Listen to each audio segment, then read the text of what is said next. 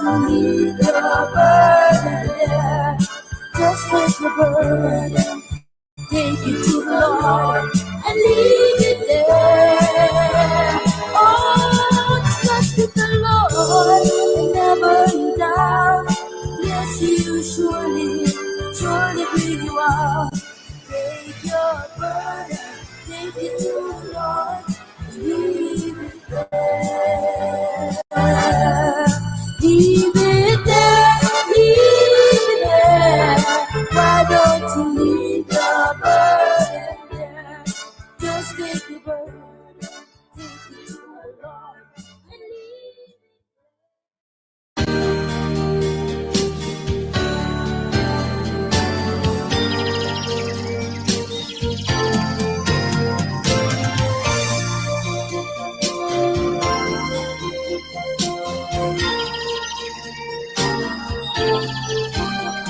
Did you stop to pray this morning as you started on your way?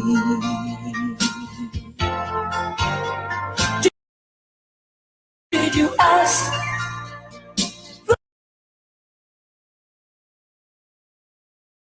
You must walk on with hope in your heart, and you'll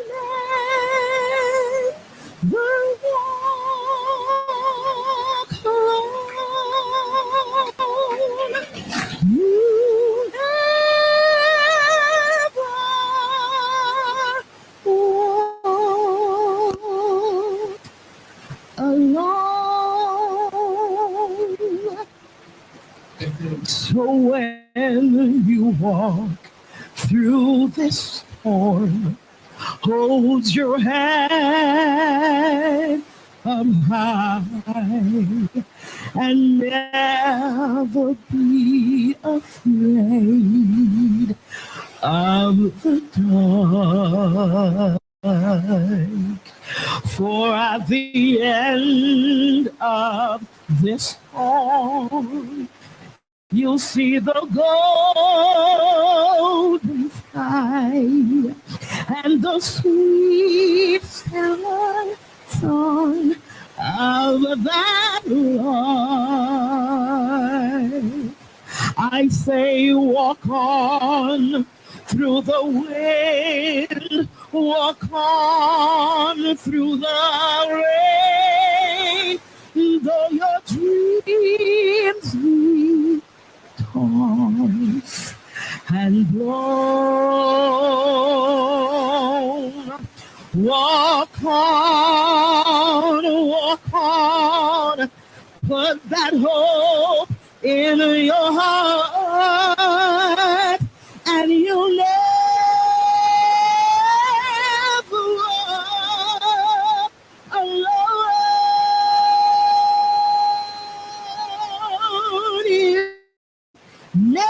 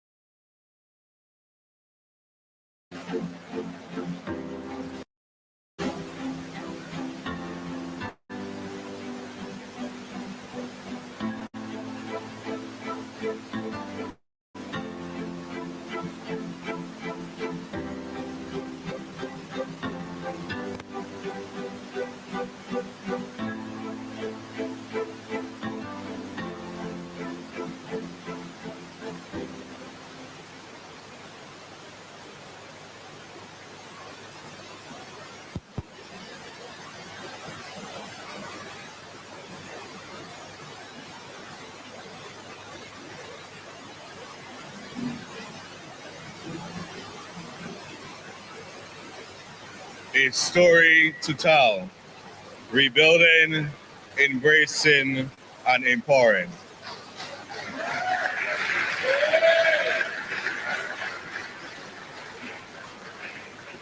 Please stand for the playing of the national anthem.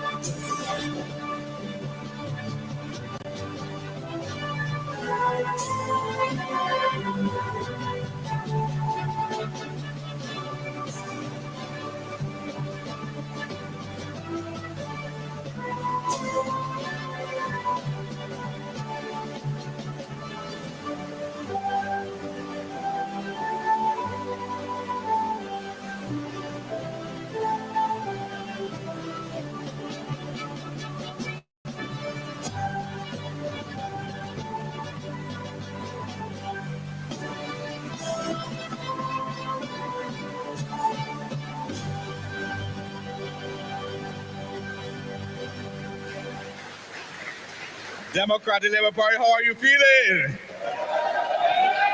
Not good enough again. Democratic Labour Party, how are you feeling? Please take your seats.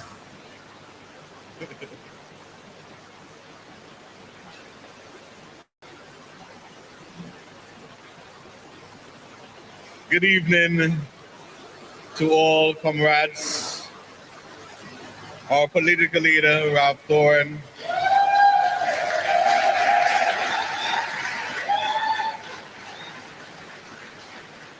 Our comrade acting president, Mr. Andrew Worrell.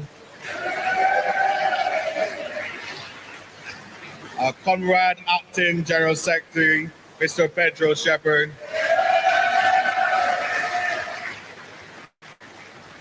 Our former president, Mrs. Verla De Pisa.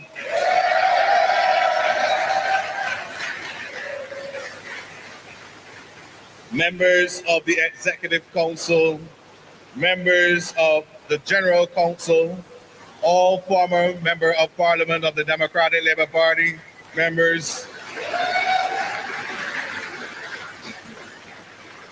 all leaders, whether branches, associate bodies, distinguished invitees, friends, supporters, ladies and gentlemen, comrades all, good evening, and good evening.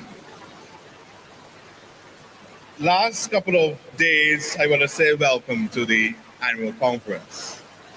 But the next couple of hours, going to minutes, I would say is the closing of this 69th annual conference. And I said on Friday, today we gather with the weight of an impressive society and legacy resting heavily on our shoulders. I said that a question before us is whether this current generation can bear that load into the future without division or isolation, ever mindful that a house divided against itself cannot stand. We have been a party of vision, and we have been a party of inspiration.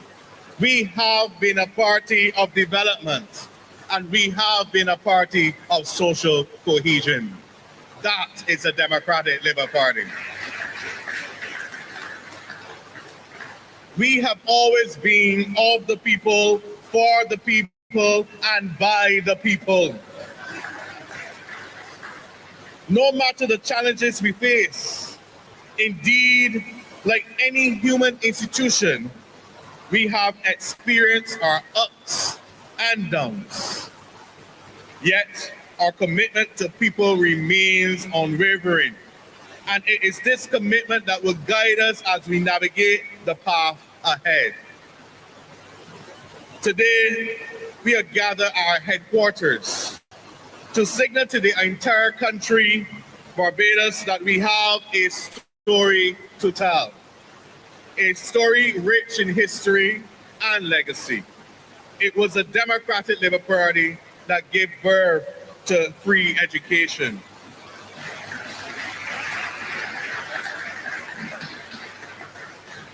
It was a Democratic Labour Party that gave voice to the voiceless, championed the cause of workers and farmers and the marginalized, ensuring that every Barbadian had a place on the table of progress.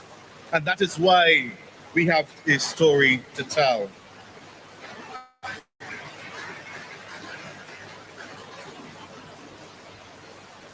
As we advance, let us do with unity and purpose and confidence in the knowledge that our forefathers and as well as persons in Parliament is just the beginning. We will continue to fight for the people of Barbados, ensuring that your voices are heard and that their needs are met. This is our mission at the Democratic Labour Party, and we will pursue it with unwavering ideas and solutions.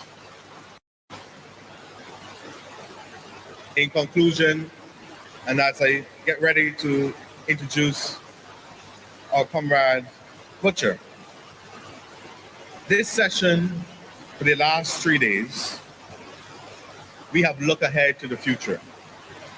And we must get ready for our 70th anniversary next year. Let us remember that the strength of our party lies not just in our leaders or our history, but in the collective with every member, every supporter, every friend of the Democratic Labour Party. We have to work together.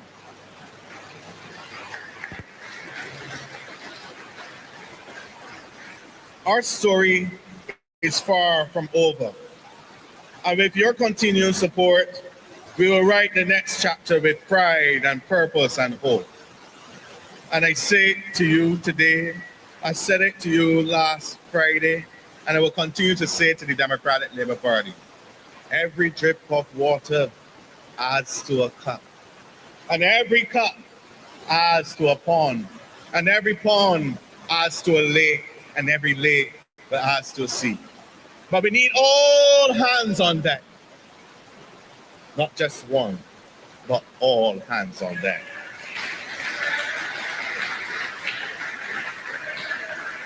To make sure that the cup of water is full from the pond, the lake, the cup to get to the glass. That is how we have to see development, working together. Democratic Labour Party, it was an honor for me to be your conference chairperson for the 69th conference.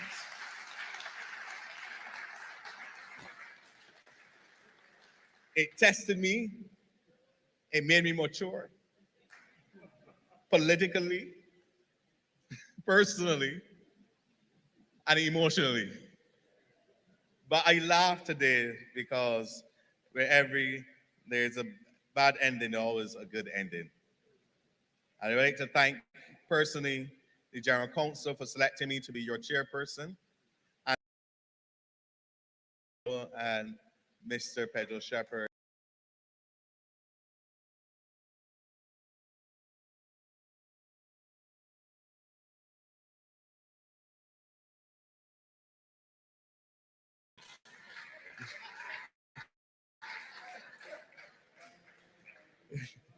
I, let- I sounding good with the political shots, right? But I will never be. And today is about political leader Ralph Thorne. And introducing Ralph Thorne is comrade Janine Butcher, the youngest branch chairperson, hailing from St. Philip, North.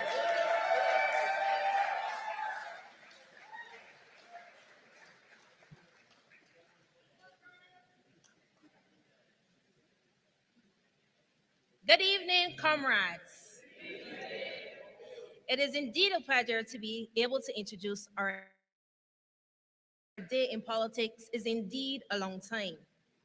I'm particularly proud this afternoon as the Democratic Labour Party continues to rise and to provide the public of Barbados with what is shaping up to be the best alternative to this minority government.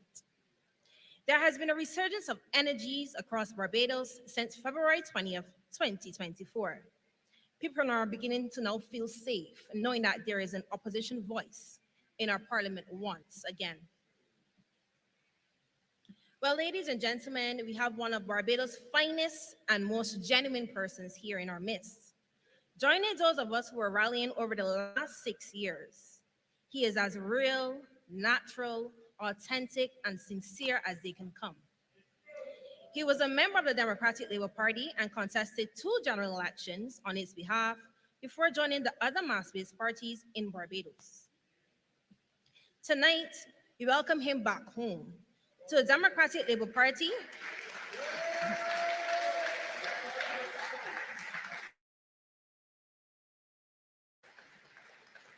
as our sole representative for the constituency of Christchurch South. His crossing of the floor and being sworn in as the leader of the opposition on February 12th, 2024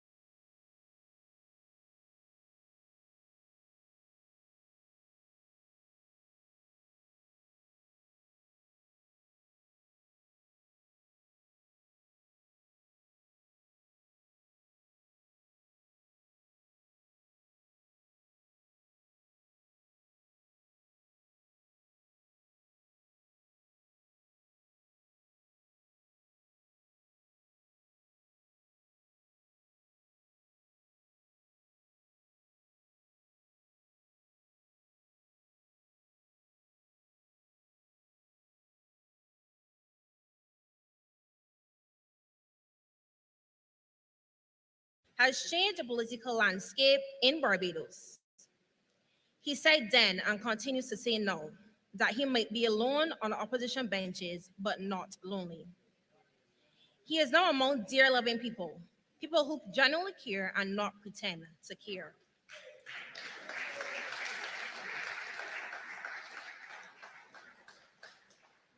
He has support across beautiful Barbados and the diaspora. He's the member of parliament for Christchurch South, the leader of the opposition, and our esteemed political leader. And right now, we're just going to have a short presentation, a short video, and I invite you guys to watch it.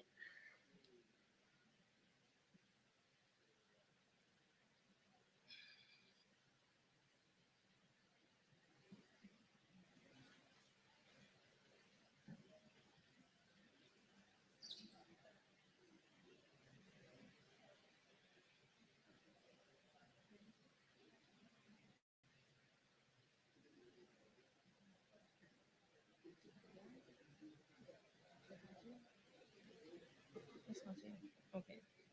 So currently, there seems to be having some technical difficulties with the video. However, let us now stand, comrades. and applaud as we welcome our political leader to address us this evening, the Honorable Ralph Thorne.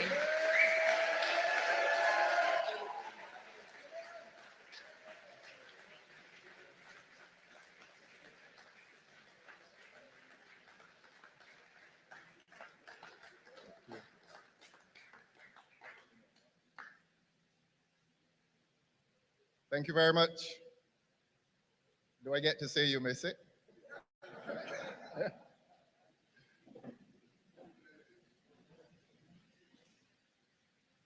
While I was listening to the introduction, someone here said to bring the fattest calf.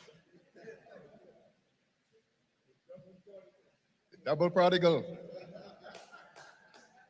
This is Sunday evening, you know, and I don't have this written down. I want to welcome Dave, my brother.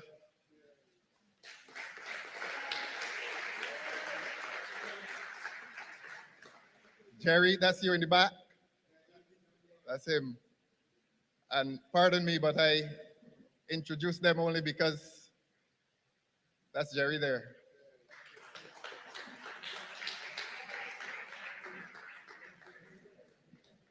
My parents gave birth, and I say my parents gave birth to 12 of us. And among those 12, yes, I am the shortest. The runt, they say. The three who are in here were the closest. He was Andy, no Jerry. He's Andy. And that's Dave. And on Tuesday evenings, they would send us to children's service, just as I am, without one plea, but that thy blood was shed for me, and that thou bidst me come to thee. O Lamb, O Democratic Labour Party, O beautiful Democratic Labour Party, I come to thee. That is in the head and in the heart.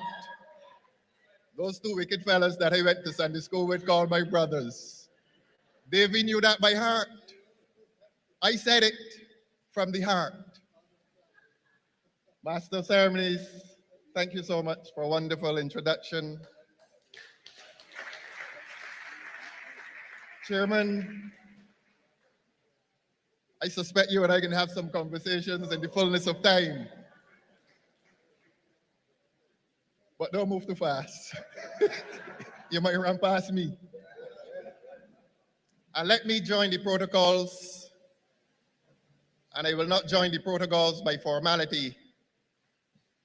Comrade Robert Morris.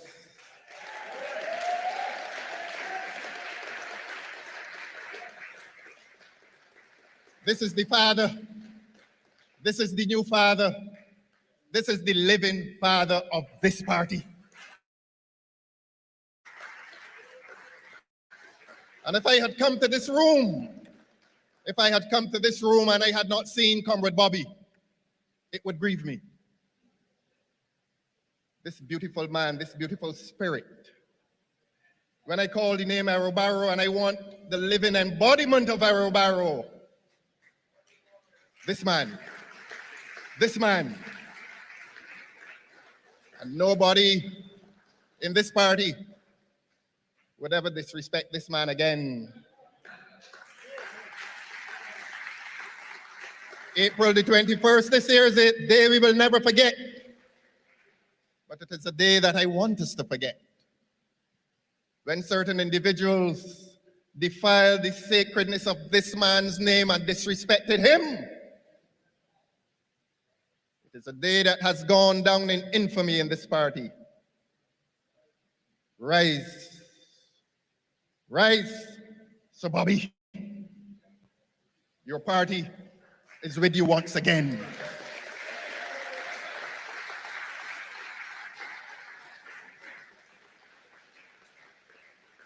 Let me acknowledge President Andre Worrell, let me acknowledge General Secretary Pedro Shepard, for those of you who do not know and must know, we are here because of these two men.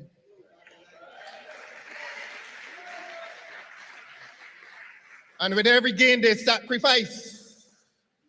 And these two men sacrificed themselves and their freedoms. They sat in a police station so that we could occupy this sacred ground today. Didn't want me to tell the people that. They didn't want me to tell the people that, but you see these two men here, like all of us, with frailty, but with a deep strength of love for this party. And let me acknowledge former ministers, Comrade David Eswick,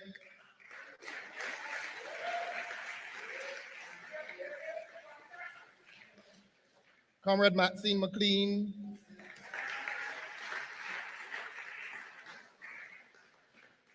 and all other ministers of Mawasai.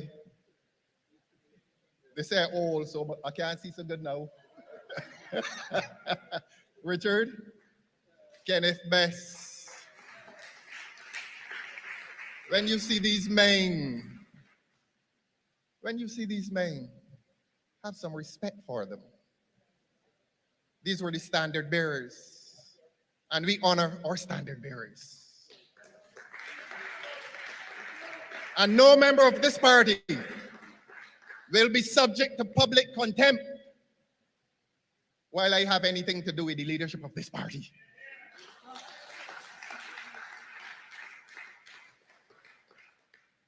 I'd better get to my speech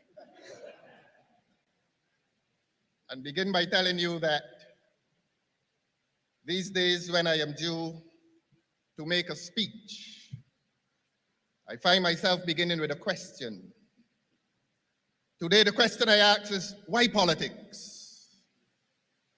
I therefore title my address to you this evening, Why Politics? It is incumbent upon me to give some definition to the word politics and answer broadly with Professor George Lamin that it is the way that we organize a society.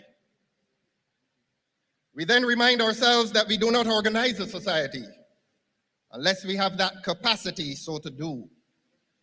That capacity is called power. Power, that word that evokes as much respect as it also does fear.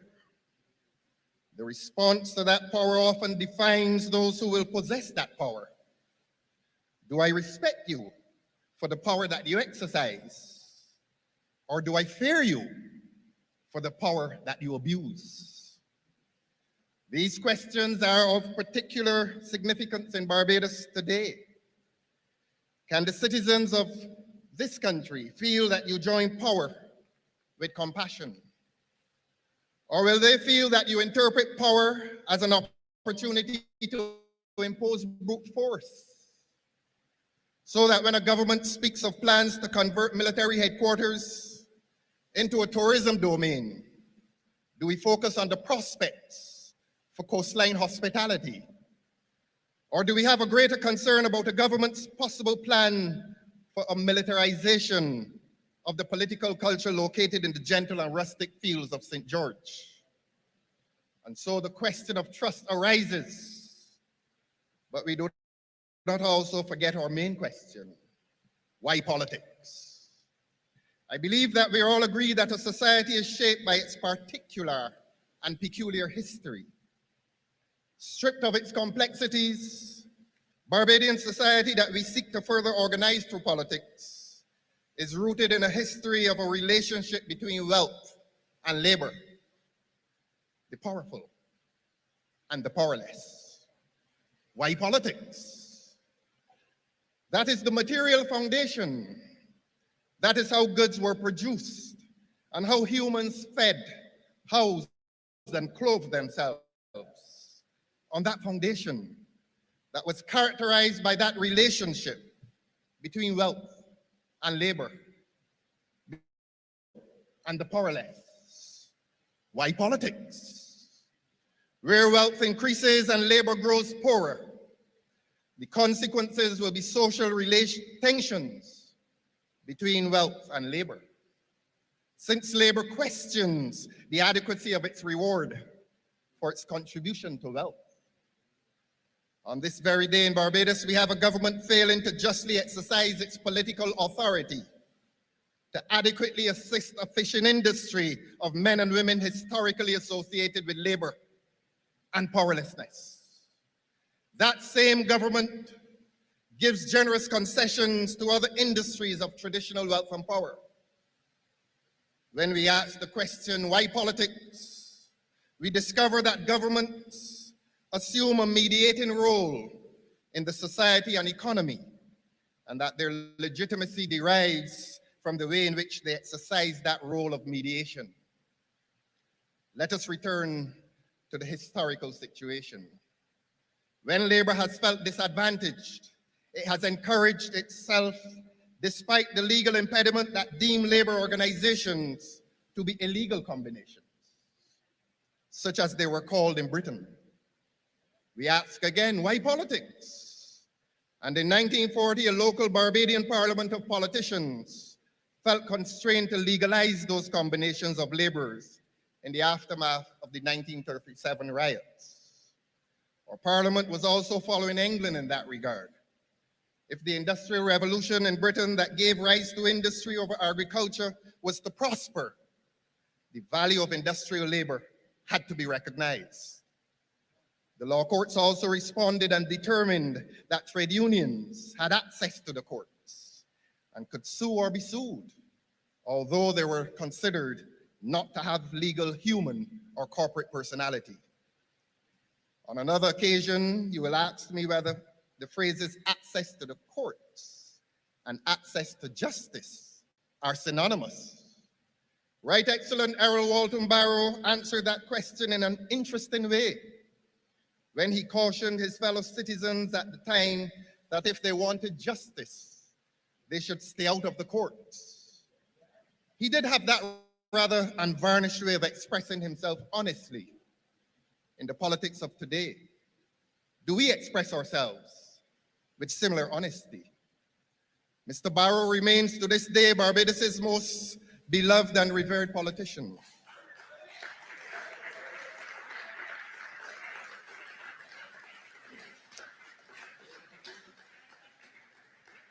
His was a life dedicated to politics.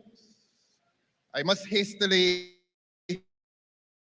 issue the caveat to pretenders that a life involved in politics is not just a life dedicated to politics. Let us make that important distinction between substance and form. But let us also make the point that sometimes a person's form is their substance. And the corollary of that must be that their substance is no more than their form. I want to invite Barbadians this evening to conduct a microscopic examination of the government that rules us today. My language is deliberate. Good governments govern, bad governments rule.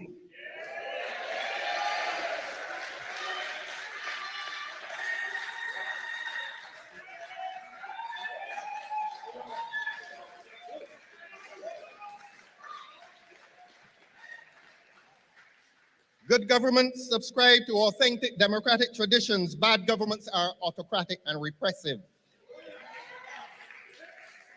A dictator is all the more dangerous when he or she disguises repressive rule in brittle benevolence. However, the citizen is discerning and sees through it all. We are often unable to see the world and to see the future beyond the trauma of a difficult moment. We often forget how history repeats itself in the affairs of the political parties of these islands. We often forget the frailties of humankind, and we often forget the particular frailties of human political nature. That human frailty is often envy that leads to hate. And it is no lofty political philosophy that creates division. There are times when envy and hate become so powerfully destructive that those who harbor those emotions within their bosoms will threaten to destroy an institution, even if it is 69 years old.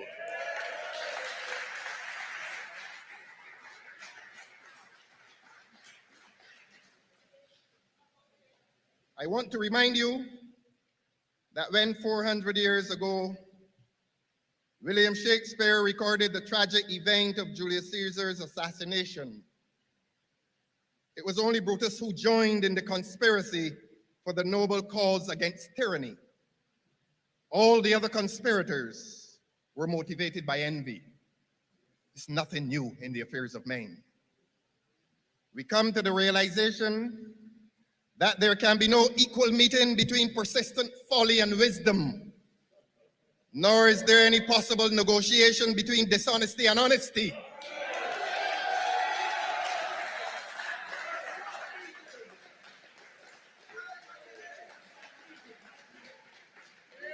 It all becomes futile. The life of a political party must not be sacrificed for the sake of wild and selfish ambition that will not yield to the interests of the party. It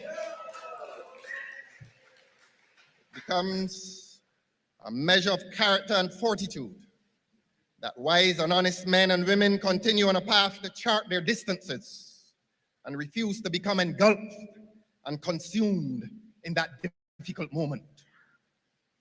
Seizing upon these conflictive moments, a few voices across mainstream and social media will, in pursuit of their agendas, seek to disqualify an entire political party from legitimate ambitions in government. Their memories are short. In the heat of that difficult moment where memory is paradoxically cold, they forget that Mr. Owen Arthur, who led a Barbados Labour Party government for 14 consecutive years, died in political solitude as a non-member of the party from which he resigned in angry frustration during the leadership of its present leader.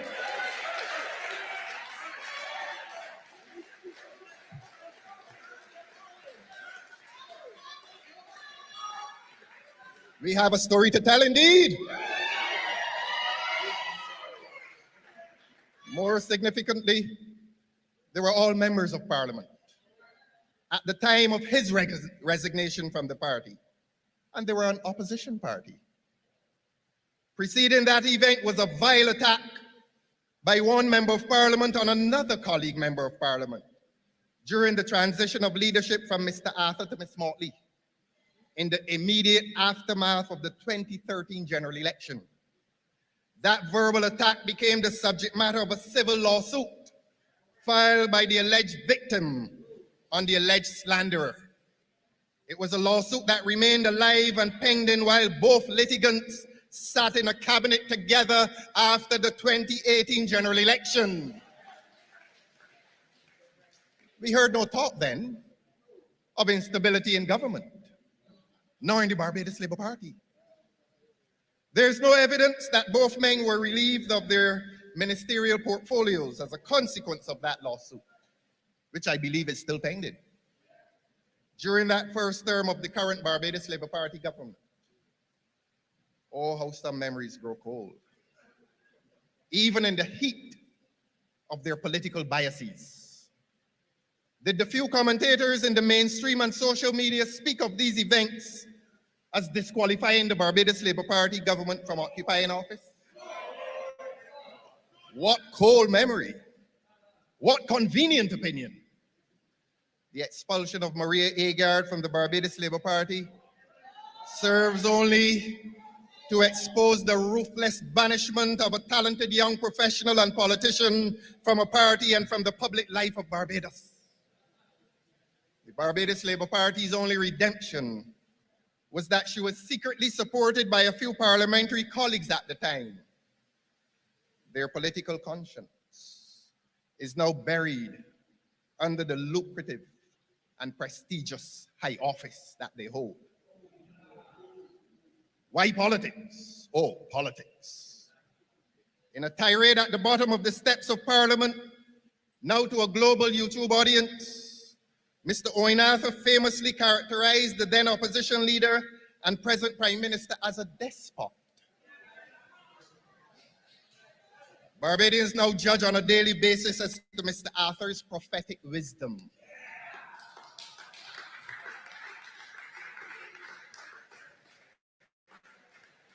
In an emotional outburst, he invoked the memory of his deceased parents and claimed that his mission was to safeguard the future of his young offspring.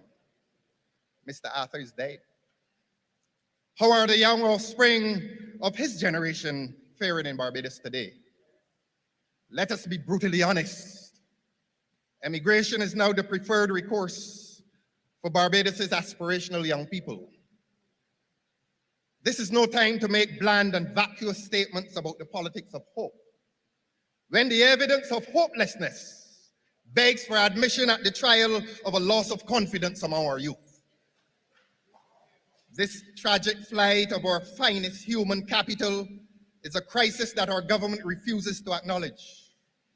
Early emigration from this country used to be about a desire to meet better in other countries. Emigration today is about the desire to avoid the worst in this country. Why politics? And what kind of politics do we need for this time of crisis? I think that the obvious failings of the present government are rooted in personal philosophical approaches to government and to governance. Exactly 4 months ago, when I was called upon to spontaneously address our membership in this hall, I described this as sacred ground. I am grateful to those large majority numbers who determined that kindness and love should always triumph over envy and hate. This must remain sacred ground.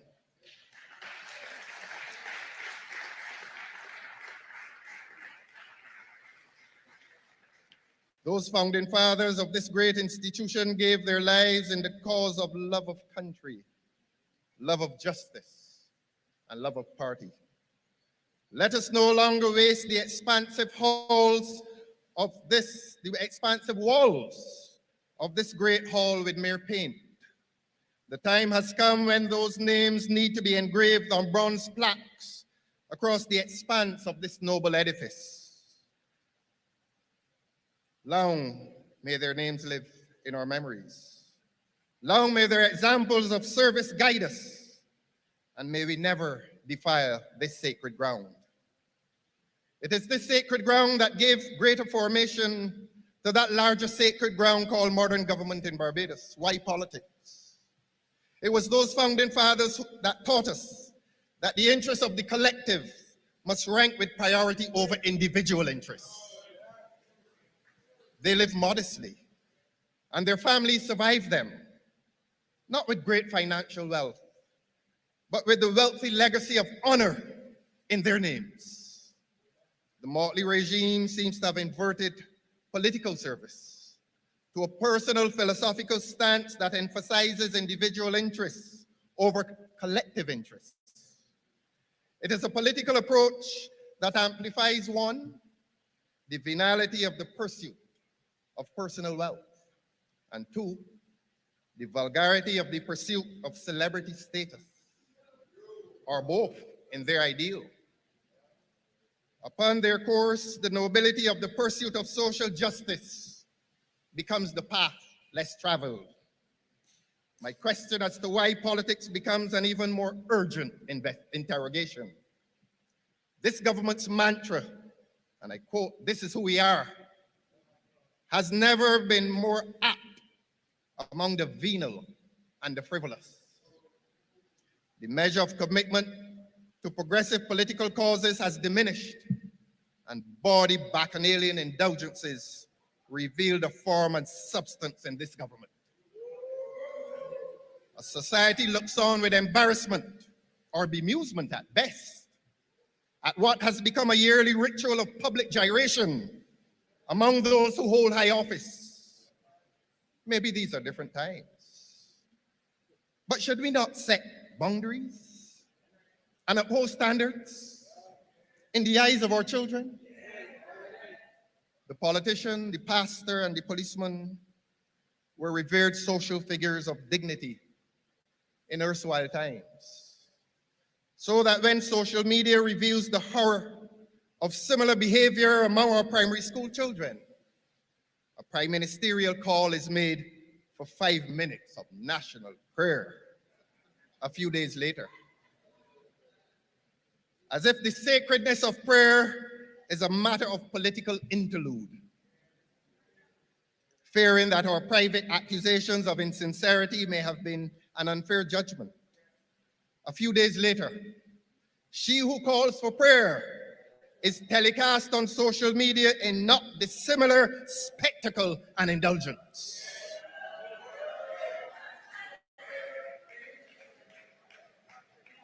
Something has gone terribly wrong in our country.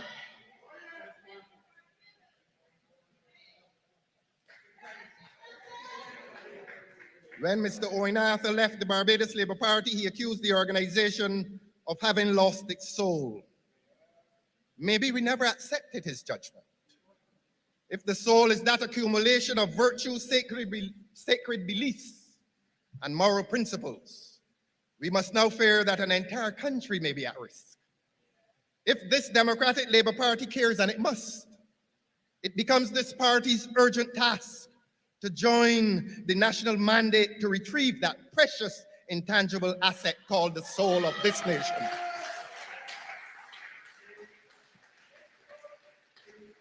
Our country feels as if it is morally adrift and spiritually darkened by pervasive, unjust, and illegitimate power that now shreds our social fabric. Why politics? In answering that necessary question, I now seek to identify some of the major scourges that have descended upon our country. And so that you commit them easily to memory, I begin them all with the letter C.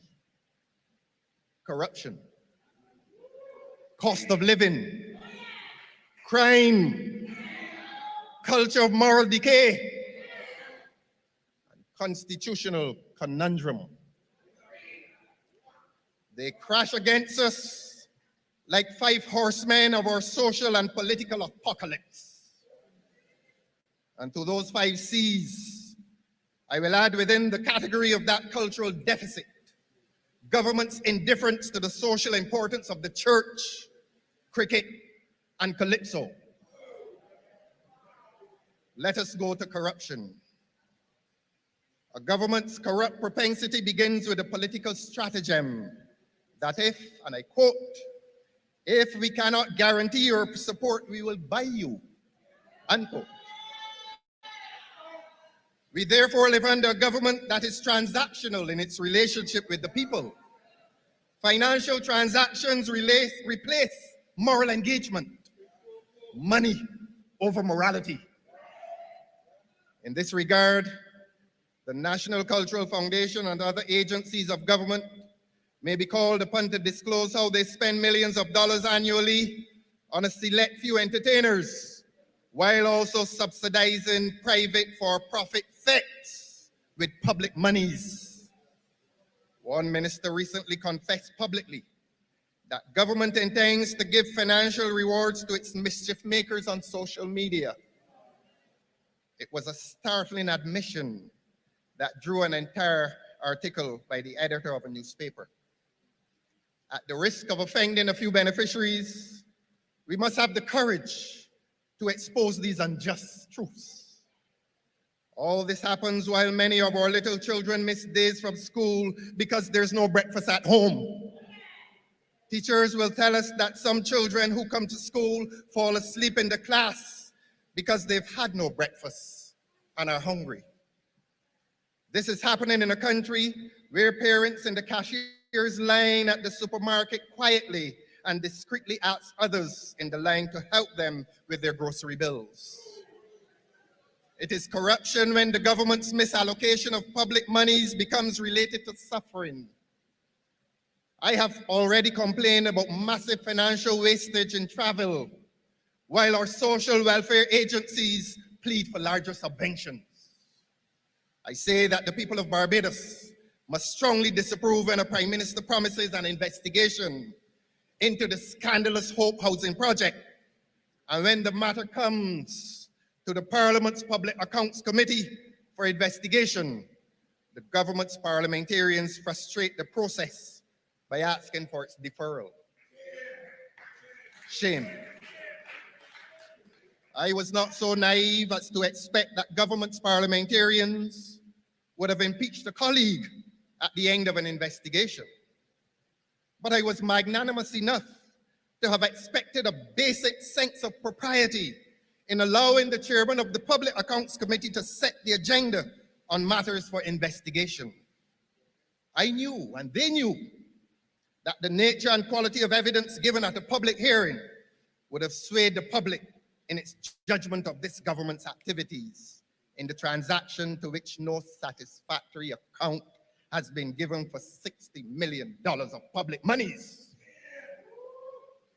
If the Public Accounts Committee's hearings are now manipulated to avoid expeditious investigation, this government cannot avoid the trial of a general election. Let their cheerleaders in the mainstream media and their sycophants in social media continue to delude themselves that we will not be ready. We will be ready.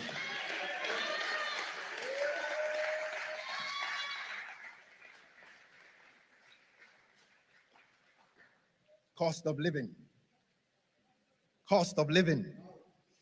Rampant inflation continues to be one of Barbados's many horror stories. While the citizens bear the weight of a high cost of living, the taxpayers also bear the weight of this government's cost of high living. A week does not pass unless one minister or another is traveling with a large delegation of political and personal friends to some expensive far-flung metropolitan capital. I challenge the Prime Minister of Barbados to reveal if in 6 years of holding office, she has ever spent a month in Barbados without travel. Earlier, I spoke of a government that ranks individual interests above the collective interests. The taxpayers of Barbados are no longer impressed that they're funding this soap opera of international personal ambitions while nothing in Barbados gets done. The reality is that it has been a financial horror story for this country. I refer to it as a soap opera, and I have always believed that it was a cynical device to claim to be seeking elevation in the international arena merely for the sake of enhancing a local political image. The suffering folk of this country can now join with the singer who asks, "What have you done for me lately?"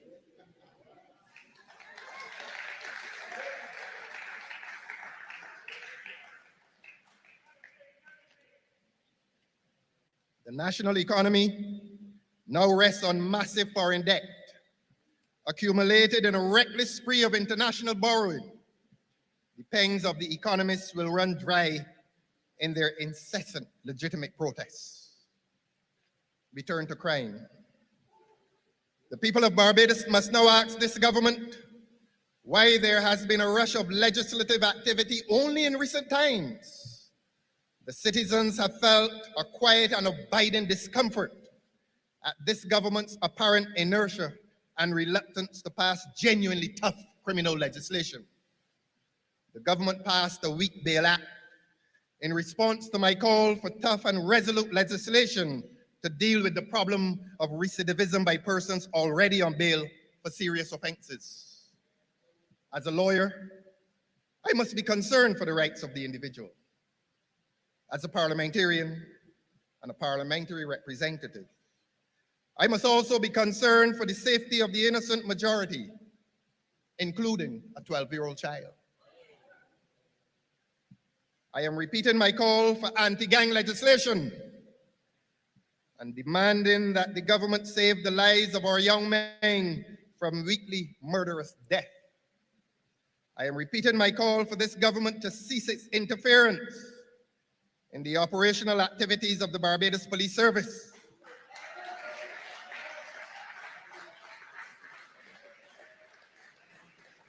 And we ask them to restrict their overview to structural matters Barbados must not become a police state. I turn to culture of moral decay. In an earlier press conference, I referred to what I call this country's moral ballast, that foundation of social values that provided for social stability. I identified the churches or cricket and other sports clubs and our calypso as being among those institutions that constituted the repository for expressing those social values. When I speak of calypso, I speak of an entire authentic literary tradition that has always been associated with legitimate social protests that pleads for social justice.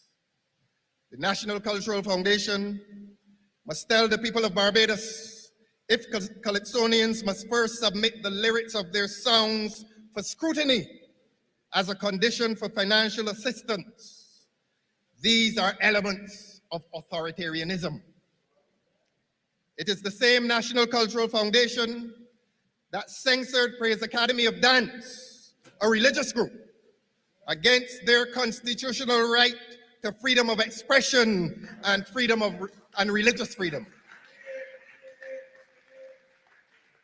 The arbiter of that decision recently resigned almost 1 year after that ignominious decision. I asked with William Shakespeare, and I say with William Shakespeare, "O judgment, thou art fled to brutish beasts, and men have lost their reason." This government will seal its fate. The church will keep its faith. The government claims that it borrowed $50 million to repair Kensington that was not in need of any repair. And they claimed that it was also for cricket development in Barbados. Meanwhile, traditional cricket receives nothing, and the game suffers terminal illness as many clubs decline. The Barbados Cricket Association is supported for its perceived social value, while, like the fishermen and fisherfolk of Barbados, the Barbados Cricket League suffers severe neglect from this government. We know what the Barbados Cricket League and fishermen have in common. This government disrespects them equally. With an array of senior ministers available to the government, Mr. Adrian Ford was sent last week, to meet with the fishermen to assuage their anger at government's contemptuous offer of assistance. That meeting yielded absolutely nothing. The hapless minister may have learned what Mr. Bostic learned during COVID, that the ministers are the bad news men, while the prime minister delivers only what she thinks is good news. There's clearly no good news on the fishermen's metaphorical horizon. While it is clear that this society's moral decay now infects even our primary schools, the government tinkers doubtfully with the educational system. It seems unaware that education is holistic and that religion and moral tuition were always integral to education. By its practices and policies, this government has been drained of any moral authority. Instead, the government embarks on a plan to implement a discredited and discarded metropolitan middle school system, merely because it sounds brand new to local ears. The government seemingly never made contact with the basic concept of a difference between structural reform and curricular reform, and seems unsure as to how to repair the defects within the system. On the question of the important Crop Over Festival, I will ask that genuine artistic expression should be allowed once again to return to the festival so that it will flourish in all its aspects. Instead, this government has taken the festival into the vulgarity of financial wastage and immoral excess. I come to constitutional conundrum. 3 years after we transitioned to Republican status by presidentialist constitutional amendment, We have reduced the international embarrassment by failing to introduce a new, genuinely Republican constitution. Our heel remains on the premises of Westminster, while our toes fall over the edge of a constitutional precipice. We have had 3 separate commissions dealing with proposed legislation that touch and concern constitutional reform. We've had the Constitutional Review Commission, we've had the Parliamentary Reform Commission, and the Commission on Local Governance. I speak with authority only as to the latter. We completed our work in fair time and prescribed a system of local governance that should be entrenched in the Constitution as a 3rd tier of government under the Senate and the House of Assembly. It was a proposal to genuinely institutionalize and enfranchise the local communities within the administration of government. I look on with some consternation at the so-called Paris Speaks, knowing that these ought to have been the fora of local governance, managed and controlled by the local people to deal with matters of infrastructure and human welfare issues. Paris Speaks have become Prime Minister Speaks, while her outriders of ministers and parliamentary representatives sit like mannequins adorning the maximum leader's stage. It has never stopped looking like electioneering.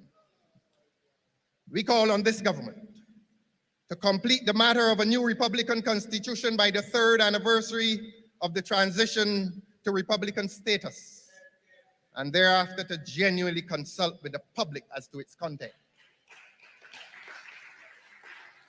Barbados can endure this embarrassment no longer. My discourse remains incomplete unless I discuss regional matters, and we must honestly focus on past successes as well as past failures. The spirit of regionalism must be kept alive, not only for its legal and political implications, but for the value of creating one large market of the population size of New York. We need to give our young entrepreneurs a large space within which to do business, and to do so without excessive regulation between these islands. We often think that intra-regional tensions mean that we cannot afford the project of integration. I continue to be a believer that we cannot economically afford not to integrate. I believe that the process needs to gain greater momentum with the formation of a regional prime minister's cabinet meeting once every 6 weeks, rotated around the capitals of every CARICOM nation, plus the gradual co-option of non-CARICOM countries. I do wonder if we have gained enough from the many ceremonies of heads of government conferences. Maybe if our children and grandchildren intend to do what we remain reluctant to do, we should serve our offspring well in giving more potent fuel to the process of regional integration. I close this portion of my discussion by quoting the Jamaican political economist, Professor George Beckford. And I quote, "We in the Caribbean are already integrated. It is only the governments who don't know it." Unquote. Our big regional corporations know it. Our cricketers know it. Our regional University of the West Indies Academy knows it. Our fishermen know it. Our carnival participants know it. Our hawkers know it. Our entertainers and artists know it. Our Caribbean Court of Justice knows it. Why politics? Attending to the business of a village, a constituency, a parish, a country, and a region is serious business. When the question why politics returns to the debate, we discover that the Democratic Labour Party must remain in the vanguard of that business.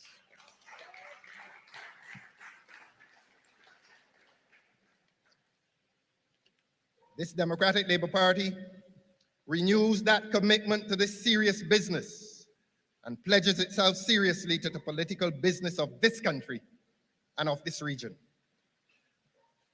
I am aware that as a political party, we are living next door to a ruling party that is so dangerously insecure that although they occupy high and powerful office, they still feel compelled to reach their tentacles into the Democratic Labour Party to undermine and destabilize us.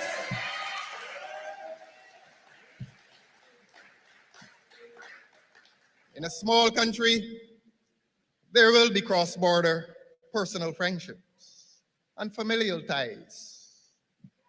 We cannot and do not condemn that. What we must condemn is when those relationships become political alliances that compromise and undermine the collective interests of this party.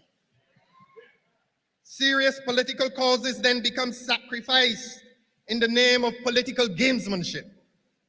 Too much blood, sweat, and tears are shed for this party by those of little privilege, only to see these sacrifices disrespected in the name of political gamesmanship. I say, let the meek inherit their just portion of this political earth. Under my leadership, the tentacles of the Barbados Labour Party that reach into the Democratic Labour Party will be cut.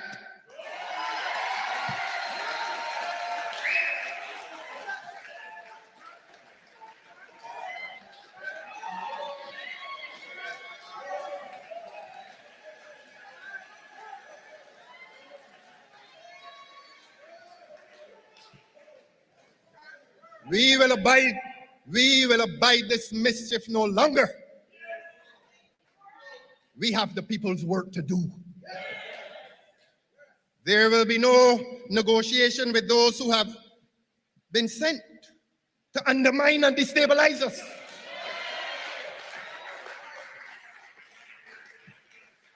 We feel satisfied that we are winning the confidence and the support of the people. The Barbados Labour Party knows that, and they have deployed their operatives and sycophants to propagate against us.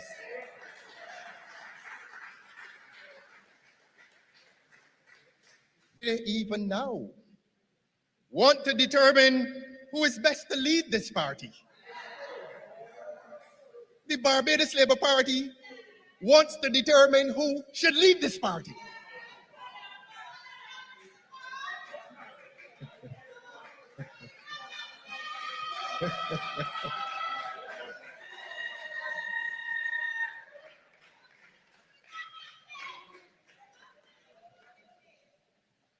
These envious operatives claim to be in search of a Democratic Labour Party leader that will make the government comfortable.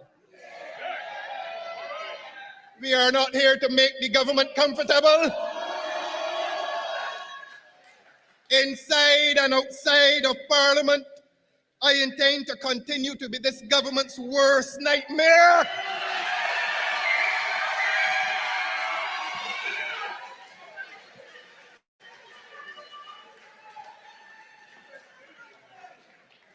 We go forward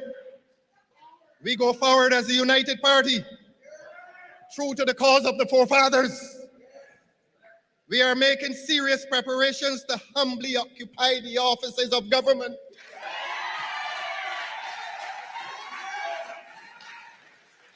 We consider it our urgent business to understand the crisis of crime and that now cripples our country. Under the chairmanship of the able lawyer and criminologist, Ms. Verla de Pisa,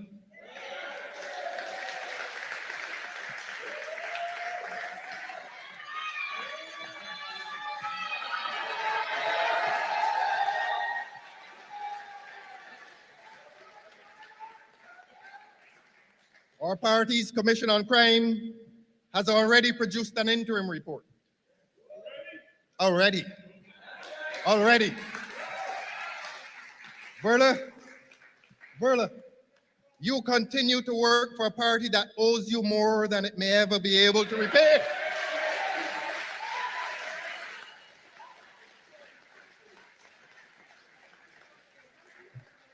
We, however, must increase this party's indebtedness to you by insisting that you continue your sterling work centrally located within a new government.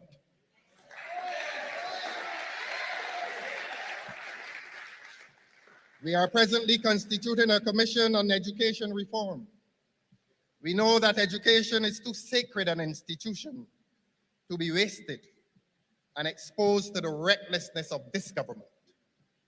I also must report to Barbadians that through all the changing scenes of this party's political life, we have pressed ahead with the task of interviewing candidates to contest the next general election.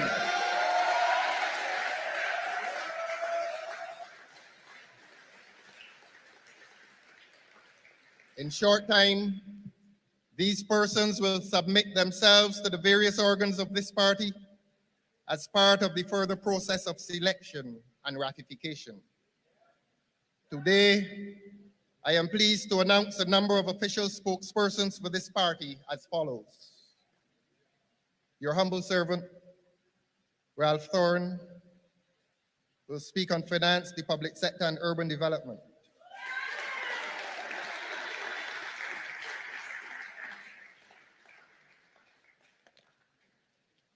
Ms. Verla de Pisa will speak on matters of the Attorney General and Home Affairs.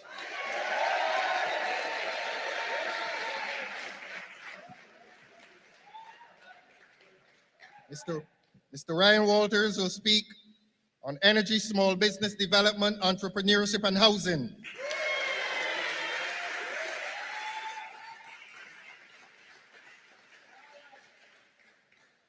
Did I say Mr. Ryan Walters? Senator Ryan Walters. Mr. David Eswick will speak on economic affairs, international business, and investment.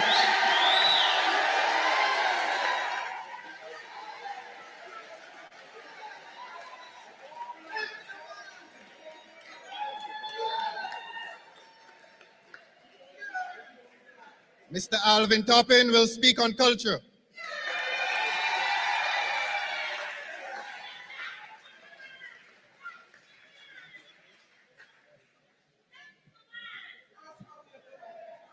Ms. Amoy Gildenborn will speak on agriculture.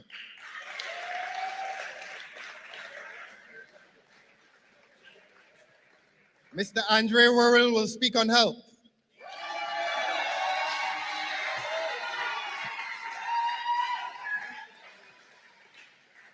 Mr. Andrew Cave will speak on maritime affairs.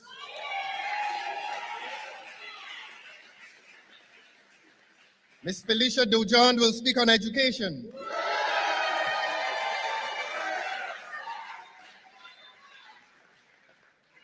Mr. Paul Gibson will speak on the environment.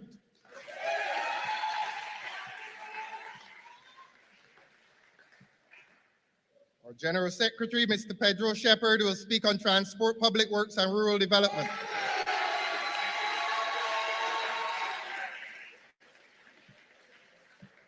Mr. Neil Marshall will speak on labor and industrial relations.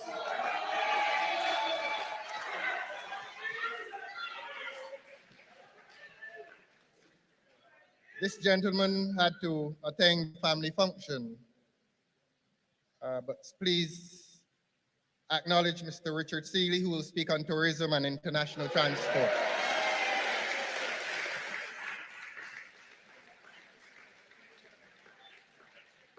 Ms. Shaquani Hunt will speak on youth affairs.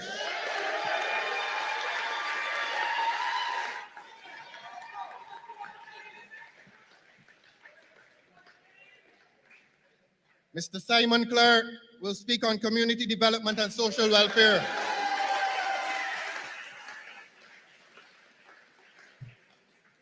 He is this party's best cricketer and cyclist. St. Philip North, the pride and joy of St. Philip North.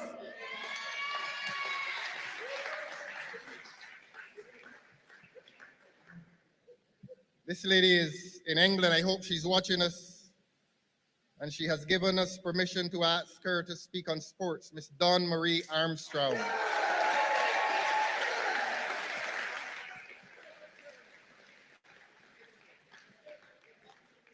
There will be a longer list to come, but I ask these persons to seriously commit themselves to the task of responding to the government. I ask these persons to respond both from within the parliament and from outside the parliament.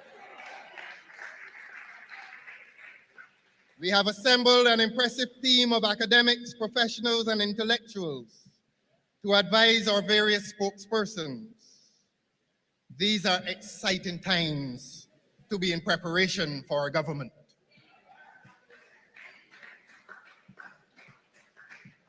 I hope Ms. Maxine McLean will give us the permission to acknowledge Maxine as one of our leading advisors.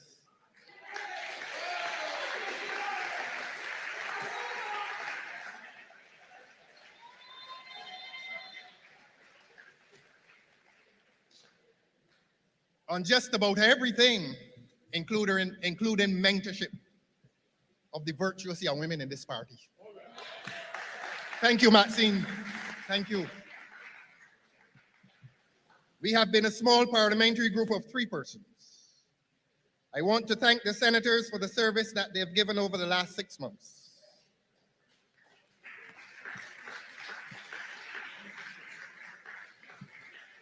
In particular, I want to thank Senator Ryan Walters for the critical and loyal support that he gave to me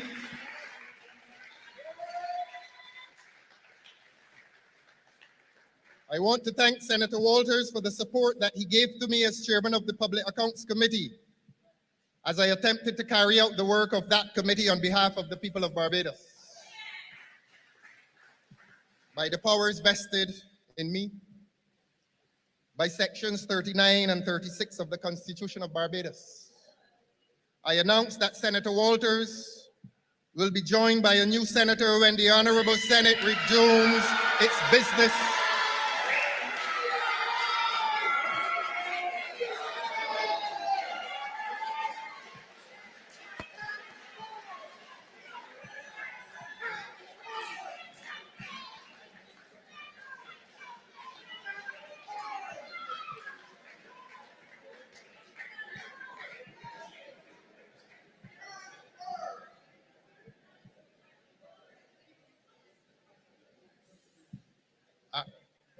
In the event that I did not hear myself above your applause, I repeat, I announce that Senator Walters will be joined by a new senator when the Honorable Senate resumes its business in September 2024.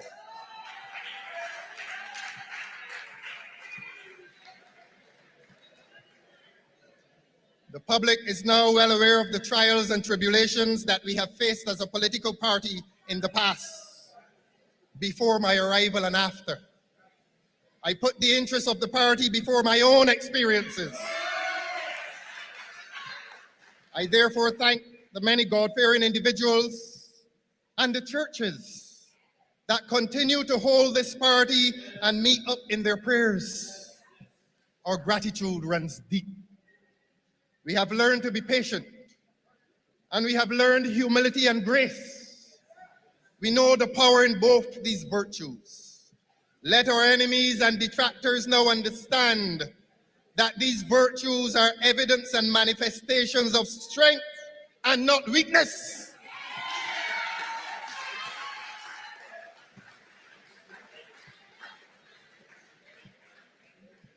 Let them understand that this party will not be distracted internally nor externally in its mission to bring the life of this incompetent and corrupt government to an end.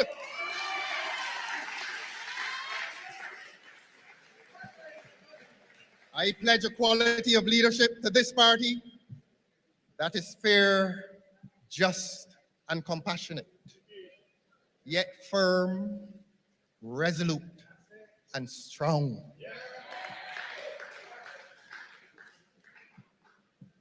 Is there someone in this room called Joyce Ramsey? I ask because I want to end by thanking Joyce Ramsey, who recently posted on my Facebook timeline the wisdom that reveals the greatest consequence of patience, as stated in Isaiah 40:31. But they that wait upon the Lord, help me, shall renew their strength. Yes, they shall mount up with wings as eagles. They shall run and not be weary, and they shall walk and not faint.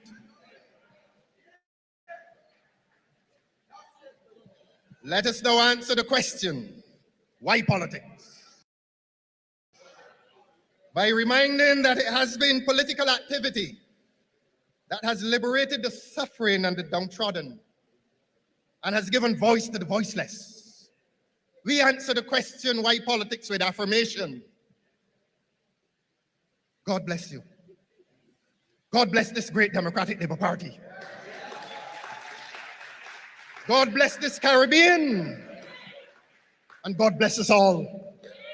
Thank you very much.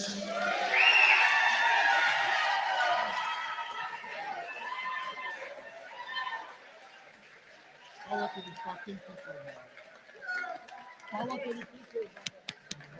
Power. Pastor, you deliver what you have to deliver. Power to the people. Power. Come around here. Come around here.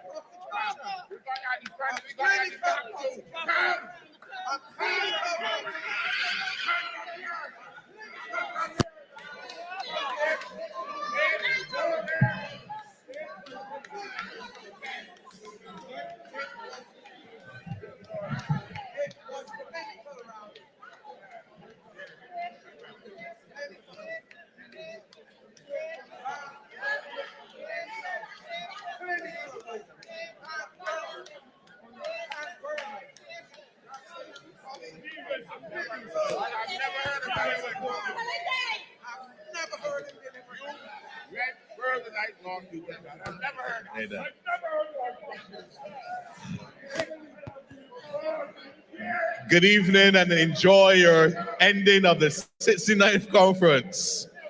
We definitely have a story to tell tomorrow.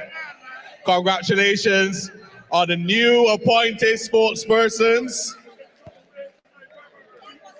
And thanks to the committee. God's blessings and good evening and get home safe.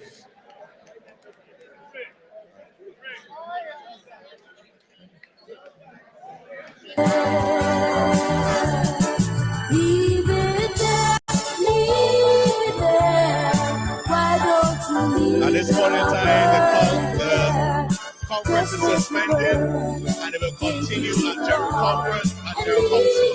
That's it, will continue next week. Thank you very much.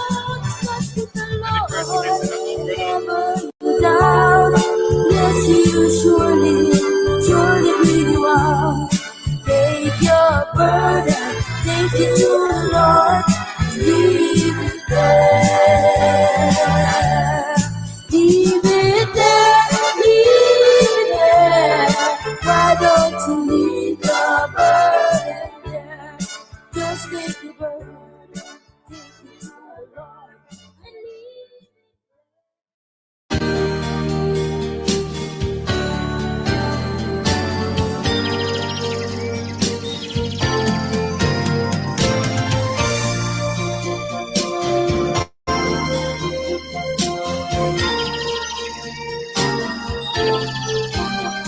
Did you stop to pray this morning as you started on your way? Did you ask the Lord to guide you as you started on to your day? Did you think to pray this morning? Did you need just one moment one moment to say, give me comfort for my soul on this old wicked road. Did you just remember to pray?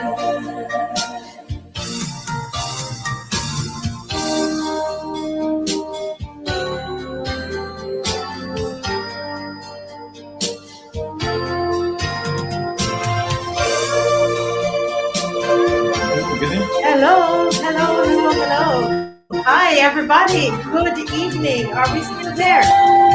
Are we still there? Are we still there? What a speech that was. And look who I have here with me. Good evening, everybody. Happy to be here. Oh my goodness. Are you hearing? Make sure that you can hear and let me know if you can hear. Are you hearing? Yes, yes, yes. Well, Miss McLean, we normally, we have our discussion virtually, and I Joseph Mukadagone saying he can hear us. Oh, there's somebody saying, who young girl that? That's you, Miss Marie. Thanks for the compliment. Long since I was young, but anyway, thanks for the compliment. Yes, yes, yes. Guys, I'm going to ask you to share up the live. I know a lot of people are watching on the Leader of the Opposition's page. So I'm going to ask you to help us out by sharing the live, okay? We are not going to have a show tonight. You can imagine. You know that I was retired, right? Somebody said she got there fast. Well, we are actually upstairs, the DLP headquarters, and everybody's saying hi to you. Guys, please share, please share. Remember, there's no show at 7 o'clock this evening because we're coming to you live from here. We're going to go a little past 7, and then we're going to close off for the day. Yeah? You can hear, but it's a little distorted. Okay. Anybody else? Is starting for anybody else? All right. Well, wow, you've been here all day. Yes, I have been here. Actually, with the planning committee for the 6th annual conference, and so it was truly a pleasure to be in the conference today because I think unfortunately what we saw displayed yesterday is something which really upset me because many people talk about the DLP when in fact you had individuals demonstrating what I call a sad level of immaturity when in fact the issues that they wanted to raise, and maybe on a show sometime I can go into details of that, but their procedures, and one of the beautiful things is the party is governed by a constitution. Yes. Our annual conference is governed by rules, and unfortunately efforts yesterday did not even allow the meeting to start. So the meeting officially started this morning because you start by reading the standing orders. It's a standard feature of a meeting like this, and they did not allow that to happen. And so the process of getting the meeting started never happened yesterday. Yes. And unfortunately for those people, and I really must take the media to task, but this evening I was extremely pleased to listen to the political leader, the leader of the opposition, Comrade Thorne. I think that his speech was excellent. He has demonstrated fortitude. He has gone through a lot, and efforts to prevent him from being able to do what he did this evening were many. And I think it is unfortunate because when I look at the opportunities that were there, had we, and I always talk about pooling. If we were able to pool the resources in the way that I envisaged when he crossed the floor and indicated he was coming to the party, there were so many opportunities available. But as I said, maybe one day, because I've not spoken about this publicly since all that has unfolded. And I would use the phrase of one of my colleagues, and she said, this is bittersweet because imagine what if these other persons, and I would say Dr. Ronnie Yearwood would have embraced the opportunities, but that I'm not here to speak about that unfortunate situation. I think that the issue of leadership needs to be demonstrated, and suffice to say that I saw this evening a commitment to leading us in a way that gets people to appreciate that we do business that is of concern about addressing the needs of Barbadians. And I really am happy that it ended this way, because there are several developments which I saw yesterday which concerned me, because at the end of the day, we're living in a society which is very volatile, and there's a crowd mentality that sometimes pervades situation, even among persons who I figured should know better, given their age and experience and positions that they've held in this country, whether in their work life or otherwise. And to see what I call a level of indiscipline. There are processes. And ironically, if I go back to almost the beginning of this whole period, if the processes were followed, the people who sought to prevent certain things happening, we probably would have had a different situation. I aborted meetings, and rather than follow proper procedures, a meeting is never ended if there's a motion on the floor. You can't put a motion on the floor before a meeting starts. And so big people who don't understand that only defeated their own purpose. Yes. As I told people, I am prepared as a member of this party to live with the decisions of the party, provided that they are taken in a manner consistent with the rules and procedures, and you live with those decisions. But when you float, what is considered the proper way of doing things, when you ignore protocol, when you ignore rules and regulations, we are a rules-based society. Yes. And what are we saying to our children, to the young people, if we do not follow the appropriate example? Yes. So I am very pleased. There was a lot. I think that in naming the spokespersons, Comrade Thorne has demonstrated that this work that work has been going on. I am sad, and I will speak to this, because you probably recognize that he revoked the appointment of Senator Watson. Yes. And that to me is an unfortunate situation.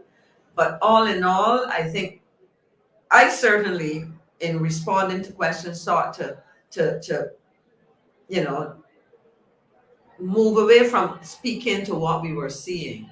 But yesterday's video, for example, I was surprised at some of the people I saw in that room.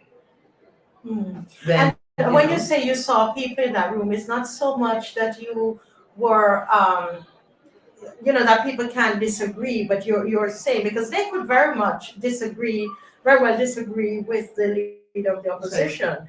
But your concern is the manner in which it was done? Yeah, well, in essence, we had a situation where, and Barbados knows about this, we had issues surrounding the former president, Dr. Roddy Yearwood, and before him, General Secretary Mr. Steve Blackett.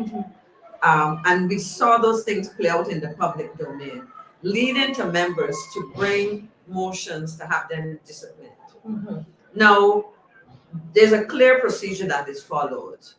And I will say this, I sat downstairs in the auditorium on the evening when the first resolution was brought in May in relation to Mr. Blackett. Okay. And I would say this to you and to Barbados, when I looked around the room and I saw the numbers, if the then president had put the matter to the vote, because it was a constant delay, because a motion had been put, it was seconded, it was debated by the members, and there was a constant delay of the vote. If it were put, when I looked at the room, the motion to discipline him might have been defeated, because I looked at the numbers, I looked at the people who left, the people who remained for the continuation. Now, there was the issue of the continuation of that meeting. As I said, we are rules-based. There's something called Robert's Rules, which govern meetings, procedures. And you cannot end the meeting if there's a motion on the floor. So it was a simple thing to put it to the vote. And as I said, whatever the outcome, we would have had to live with it, because that's a democratic process. And looking at the numbers in the room before and after, and the persons who went out and didn't come back, who I identified as probably supporting well, I don't want to say who would have been against the motion and would have voted it down. It could very well have gone in the favor of Mr. Blackhead. But again, as I said, we had an abrupt walkout of the then president. I stood up and signaled that the meeting was not finished, and people then referred to Robert's rules. So everything was done in accordance with proper procedure. In fact, I actually asked the people to read it into the minutes, because I'm a stickler for detail. Yes. And so these are the kinds of unfortunate things, because there was a lot of promise. Yes. But no individual is bigger than the organization. Yes. And that is the challenge. You may consider yourself a rock star, and I don't like those expressions, an icon. People use these words. Yes. My point is, if you come to politics, you come to politics to serve the people of this country, and you talk about servant leadership.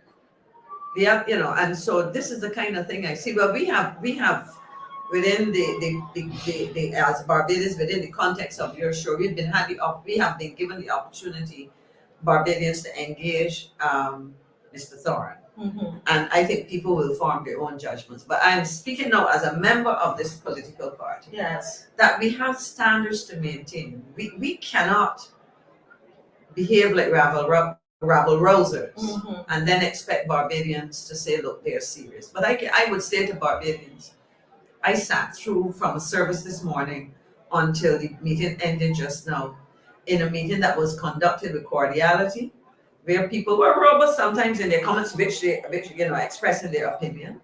But people recognize that processes and procedures have to be followed, rules have to be obeyed. Yes. Well, I know that one of the surprise for a lot of people, well, for some people, would be the revoking or the removal of this Senator Tricia Watson. Yes. And I want to talk about that a little bit, because what I find is that a lot of times people don't know.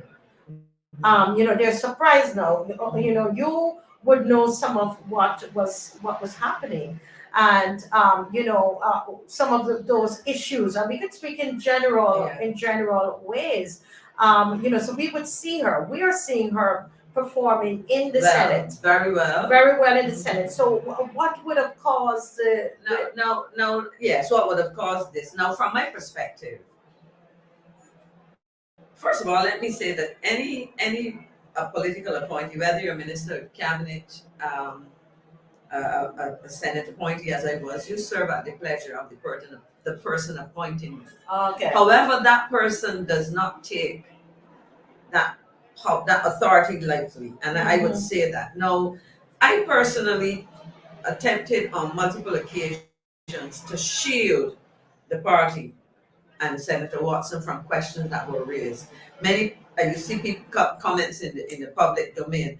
Many occasions her name would have been listed as participating in party activities. Speaking, for example, I believe the first meeting that the leader of the opposition, political leader, Mr. Thorne, had in his constituency, her name was there. She didn't turn up. There was another occasion where I said to people, because I recognize, and this was my genuine feeling and so on, and I use it, I recognize that she lost her father within that period of time. But at no occasion did I see her, for example, attend these things, and she wasn't present. No, you were appointed, you're a member of the party, relatively new in terms of official membership and so on. I'm not sure how long she joined, but I would say certainly it is recent. And at the end of the day, even if because what I'm seeing displayed yesterday, for example, would have been what people interpret, because I was called and asked about it by multiple people. In fact, I will say this. I had calls from Barbadians in the US. We have groups of in the US. So let's, for those who are just watching, you would have seen via video that Senator Tricia Watson was part of that rowdy group Well, she was in the area with the people, and I can share. I should still have it on Okay, my so phone. she came in with that group. Yeah, she is was what present with them. She was present with them, and I know that this morning she was in. And she spoke well. And then no, she had come in earlier. This is way before she spoke. Oh, okay. But then she went back out, and a situation was created outside, and the people in the press who ran with it that the senator was locked out. But it wasn't true because she was in earlier, and I actually said it earlier that I met her mother. She introduced me to her mother and so on. And later on, she spoke here, and people welcomed her and so on. But so you're saying what we saw publicly in the Senate, there were some breakdown. Well, not so much breakdown. Let me describe it this way. You are appointed by the new leader of the opposition. Yes. Ironically, in the initial stages, and this is where I said that I feel badly about the pronouncements of our former leaders, because I remember in the initial stages, and you can probably go back and find it, I believe it was former General Secretary Blackett who said that neither she nor Senator Walters spoke on behalf of the party. Yes. Which I found very strange, because even though at the time of the appointment, Mr. Thorne had not officially rejoined the party, he was gracious, my word, in appointing two of our members as senators, giving her as a very competent individual, to my mind, an opportunity to demonstrate, given all that she had done in hearings and so on, that she had an interest in representing the people of Barbados. A bright woman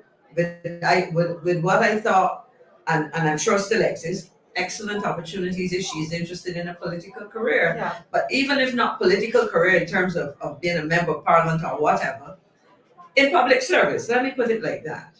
But then you have a situation within the context of the party where citizens at home and abroad were asking questions about her relationship with the leader of the opposition, and it put him in a very awkward position.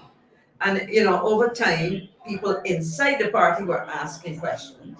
And yesterday, as I said, I got a call from Florida.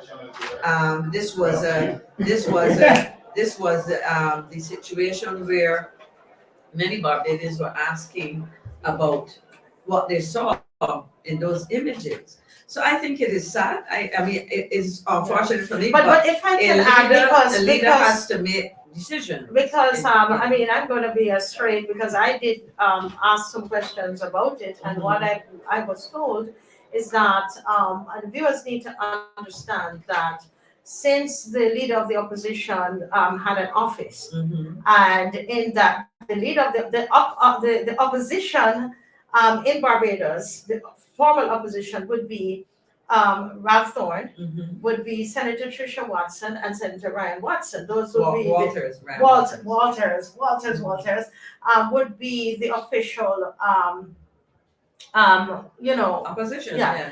And my understanding when I because I would go up there for meetings or whatever, press conferences, and I would ask, where is Senator Watson? And I was told that since the office was established, that she has never stepped foot in the office, never turned up for any of the meetings, and this is what I was told.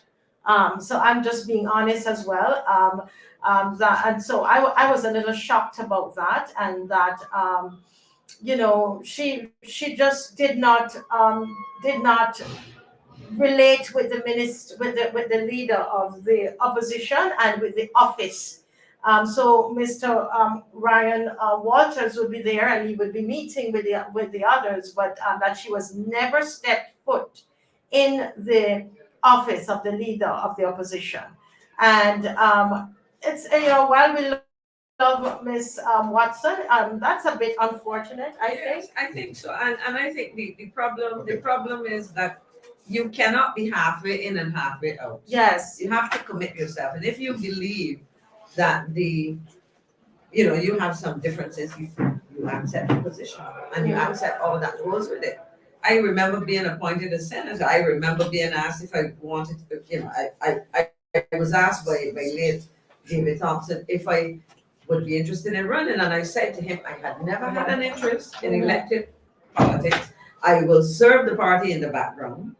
My competencies are such. I could have said, for example, Christmas Eve 2007, I was in the opposition leader's office, Mr. Thompson's office, working on a manifesto, as he was. So then. you worked with him. You know, these were the things. Now, yeah. my thing is, how can you accept a position and then pick and choose? And I am, what you would want to do. Yeah. I mean, calls came to me every time Mr. Thorne had a press conference because she was conspicuously absent, and my excuse was which is why after somebody here is saying that I'm speculating. No, you're not. I'm not speculating, Valerie. I am telling you that the people who run the office of the opposition. This is the understanding that I have from everybody who works there. So it's not. I'm not speculating, okay? So it is, and what you can do, you can ask Ms. Watson if she's ever been there. That's what you could ask. Has she ever been there? Has she ever gone to any of the meetings with Mr. Thorne? Does she respond to Mr. Thorne when he's, because they have to work together. They're a parliamentary group and his staff. There's a parliamentary group along with the staff. So with this, there's a staff of the opposition office. So, so you're gonna have to, and you can't. She's excellent this is what is unfortunate, because you're either part of a team. I mean, as I said, you've been offered a position, you've taken it, and with that position, because if for example,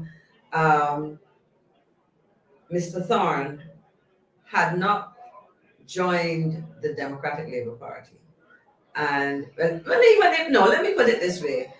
As long as he is the leader of the opposition, whether he is within the framework of the political party or if he stood out as an independent, and he invited two persons to join him in opposition in the Senate, I would expect that there would be full support. Yes. Now, if there are issues that you do not agree with or whatever, you would speak to those things. But as I said, the reaction of people is why, and these were words used to me, why is she picking and choosing what? And clearly what happens is that she does not, and these were party members who were very concerned, she does not appear in matters related to the Democratic Labour Party. And she would have to answer why. But then she appeared here yesterday with the group that, in all honesty, I'm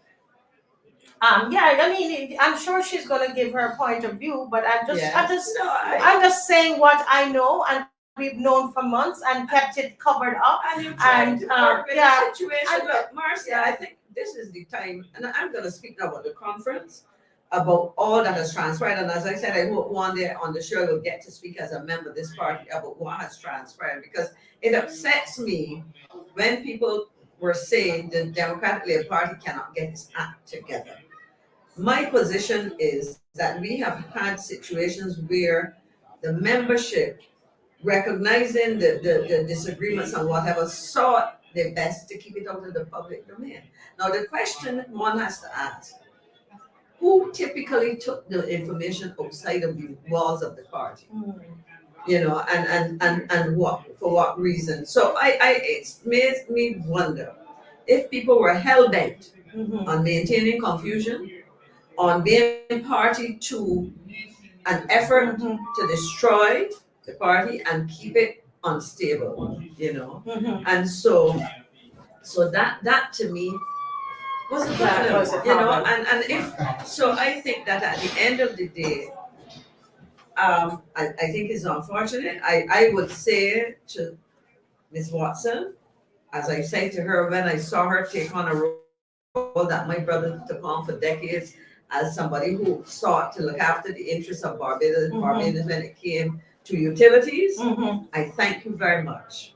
I would also say that there's an important lesson for persons who want to be part of an institution, part of a team. Humility, commitment, and all of those things are important. Ability and attitude go hand in hand. And I'm generalizing now. I'm not and I'm just concerned. And it is with a heavy heart that I recognize it. But I also, as a person who taught managers that some of the hard decisions that you have to make is to fire somebody. Yeah. This is the unfortunate. It's hard. Yes, and especially good people. Precisely. But you can be a good person, but you're not part of a team. You're not bigger than the organization. Yeah, so that is. I mean, as somebody who we manage our interpersonal relations. Yeah, so you have to. Team is, I think, is important. And somebody's saying here that they didn't think that she prepared enough. No, I thought that her presentation. No, she was always excellent. She was always excellent. You have to get her presentations in the Senate, her representation. The only thing that I found strange, and I would say it now, was on the occasion when she walked out. Mhm. And my first question was, I wonder if she had discussed it with her political leader, the parliamentary leader, with the leader of the opposition, because within the context of parliament, he's the leader of the opposition.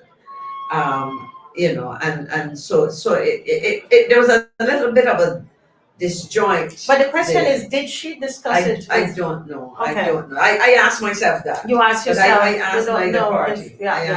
I mean, and then if we're going to be honest, and we're going to, we have some other people I'm looking at over there to come on. So don't go. We have some interesting people coming up as well. But there's a lot of talk, that possibly Tricia also wanted Ronnie to be a senator, and that became an issue. I mean, I don't want you to comment on that. Well, I'm just being honest and saying that. All I would say to that is I do not know, but one of the abiding questions in my mind, and I've said in looking at the whole tension that led to the expulsion of the two senior members of the party. What exactly was the problem? Can you articulate for me what the problem was? Because we heard of confusion. Words were used, but no concrete examples or evidence was provided. And perhaps if we can get those answers, it may get you that answer, but I do not. Yeah. So someone is still saying here that Senator Watson was locked out today. That is not true. She was here, and she actually made a presentation from the floor, and I met her mother, and all of that. So we're hearing, but we don't want to accept that because the propaganda has gone out already, and so we got to tell the truth. She would have spoken after the presentation of the parliamentary report by Senator Walters, who did the presentation. And after that, in fact, the chairman of the meeting did indicate to the others that they would not get as much time as Senator Watson. Yes, because she was a senator. Yeah, of course. And I saw that. I thought she was treated with a lot of respect here today. But it might be just a lesson where, you might be great, but there's a team. So you've got to work with the team. And that might have been the situation. Well, listen, Miss McLean, thank you. It's an honor. You're looking gorgeous as usual. Very much. And you've been here all day and you look flawless. Well, I thank you. I have to go and look in the mirror. Well, thank you so very much, and have a wonderful evening. And good evening to the viewers. The loyal opposition. The loyal opposition. Yes, let me call you as you are. I think I want to thank Marcia for what I would consider to be a lot of hard work today. And so, as you would imagine, this will be longer than the regular Sunday night show. So, oh my God, but yes, you would be here. And I think it is important because, and I just want to end by saying, Marcia, thank you. It is indeed unfortunate, as I listened yesterday to a breaking news item on and I can call the station, I guess, on VOB. When I heard Mr. Stetson Bob, I believe he's in charge of news, manager of news, reporting a story, and he did not validate it, he did not seek clarification, correction, establishing about what transpired at the conference, about and so in hearing that he spoke to nobody. As I said, I'm on the planning committee. He didn't speak to any of the officials. And so when I listen to the coverage, you try your utmost best to bring honest, factual information. And that's all we ask of Barbadians, or that Barbadians be given, because in the absence of that, you create significant distortions of the truth. Yeah. And I thank you, and I want to say to Mr. Bab, if not of nobody else, he owes me an apology, because I think to misrepresent facts and not investigate, because at the end of the day, and I would end by saying this, the official start of this conference was delayed because persons in the room did not allow the meeting to start. Instead, they hijacked it, and the evidence is there for the world to see. And in doing that, they defeated their own purpose, because if they had followed the procedures in advance of the start, we have procedures that govern annual conferences. This is nothing strange. And if you want to see certain actions taken, reversed, or whatever, there are mechanisms by which actions can be taken, and you can do nothing before a meeting starts. Full stop. Yes. And big hardback men and women, let me be beige, big hardback men and women should know that. Yeah, I heard that they started even before the anthem was But as soon as the anthem was finished, they then jumped up. But after the anthem, the chair has to start the meeting by reading the standing orders. The standing orders have to be read and adopted by the meeting. So, for example, if there was anything in the standing orders that anybody thought was not appropriate or whether, it would go to the vote to either modify the standing orders, adopt them as is, or throw them out. Yes. But you have to start the meeting. And it started today because because all that transpired led to suspension. Yeah. But again, as with everything that we have been doing here, they have been done according to the Constitution and according to standard principles of meetings as captured in Robert's Rules. Yes. Well, Miss Maxine McLean, the diplomat, and when you hear her speak like that, she's a fair woman, and she speaks like that. We accept that because we know who you are. I can only be honest. Yes. I listen, when I look in the mirror to see how you powdered my face just now. I told the people you've been rosy all morning. You just enhance it. But in all honesty, Marcy, I tell myself, look, people in Barbados, and I would say this because it within the context of the decision that the leader of the opposition had to make, and I'm sure that's when leadership becomes lonely, because nobody can make it for you. But when I looked at that, and I looked at the work that bright young Barbadian woman, I say young because she's younger than I am, young, and contributing. It reminded me of my brother. But you know what my brother said to his children before he died? And my brother, members of the loyal opposition, I'm talking about Wendell McLean. He said on his dying bed to his daughters, he had 4. He said, when they remember your father, they will remember a man of integrity. And I tell people that's what my brother left. Yeah. So anytime you see me going astray, just say Wendell. Well, Miss McLean, thank you so much for being with us here tonight. And we have with us some of the others who were just appointed as spokesperson here with us. So let's invite Mr. David Estwick. I have the honor. I can't believe this. I would hear this man all the time. Let me scoot over so that he has enough space and can come up close to me here. Yeah. So let me scoot over. Yes, but Mr. Estwick. Yes. Oh my word! What a pleasure. Yes. Dr. Estwick. Yes. Sorry, Doctor. Yes. This is Miss McLean. Yes. She's making sure I do the right thing. Dr. Estwick, it's a pleasure meeting you, sir, officially. Yeah, I would see you from afar on stages and so on, and you talk and the place around. Yes. And so, listen, you hear this small voice that he has there? Oh my lordy.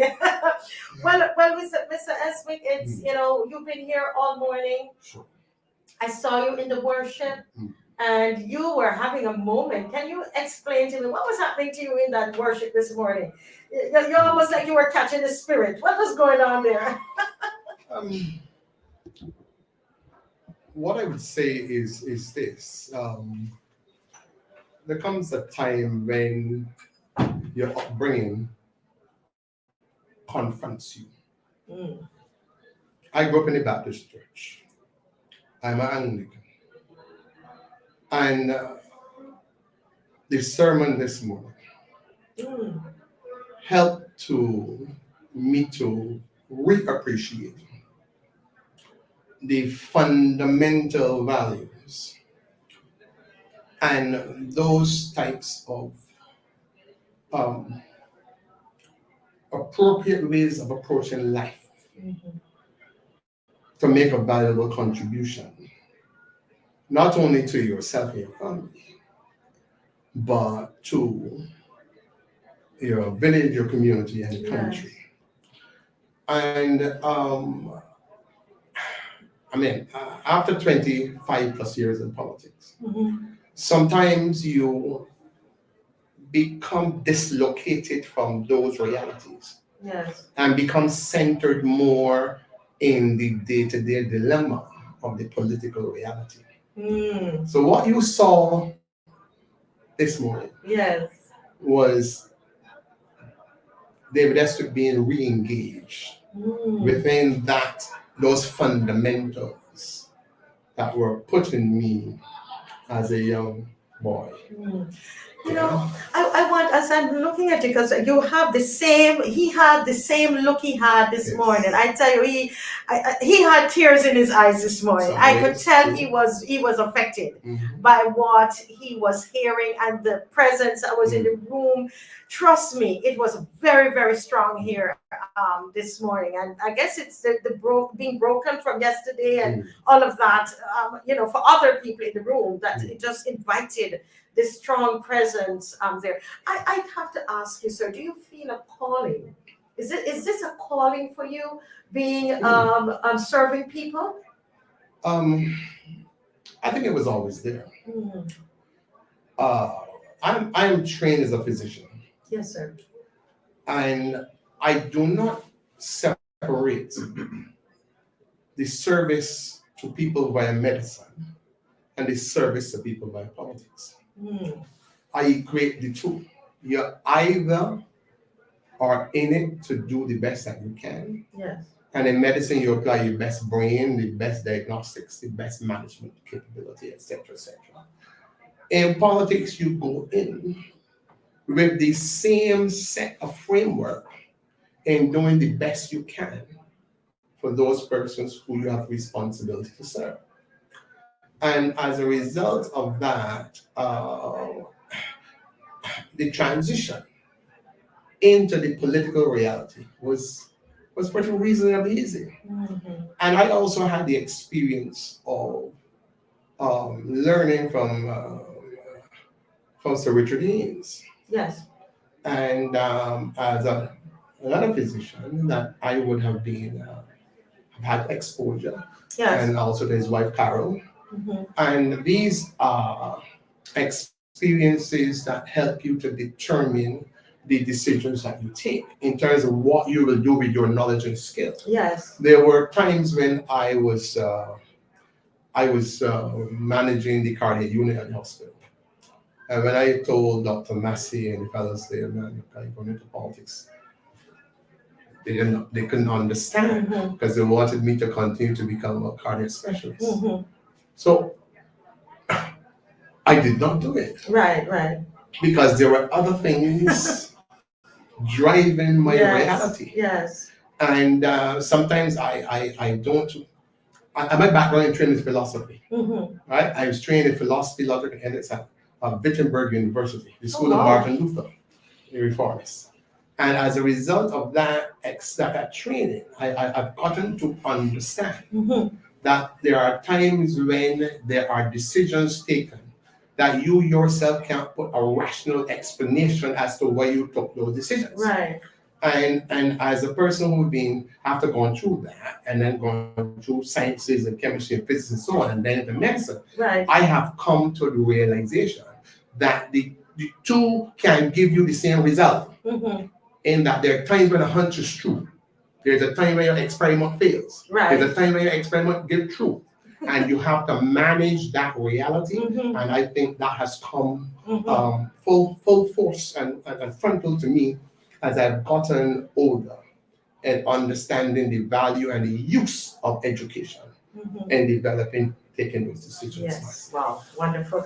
Now, I went ahead and asked you about a calling, but let's talk about the calling to what. So you have served, you are Dr. David Eswick, and you have served in the Barbados government. And can you tell us the areas that you have served in?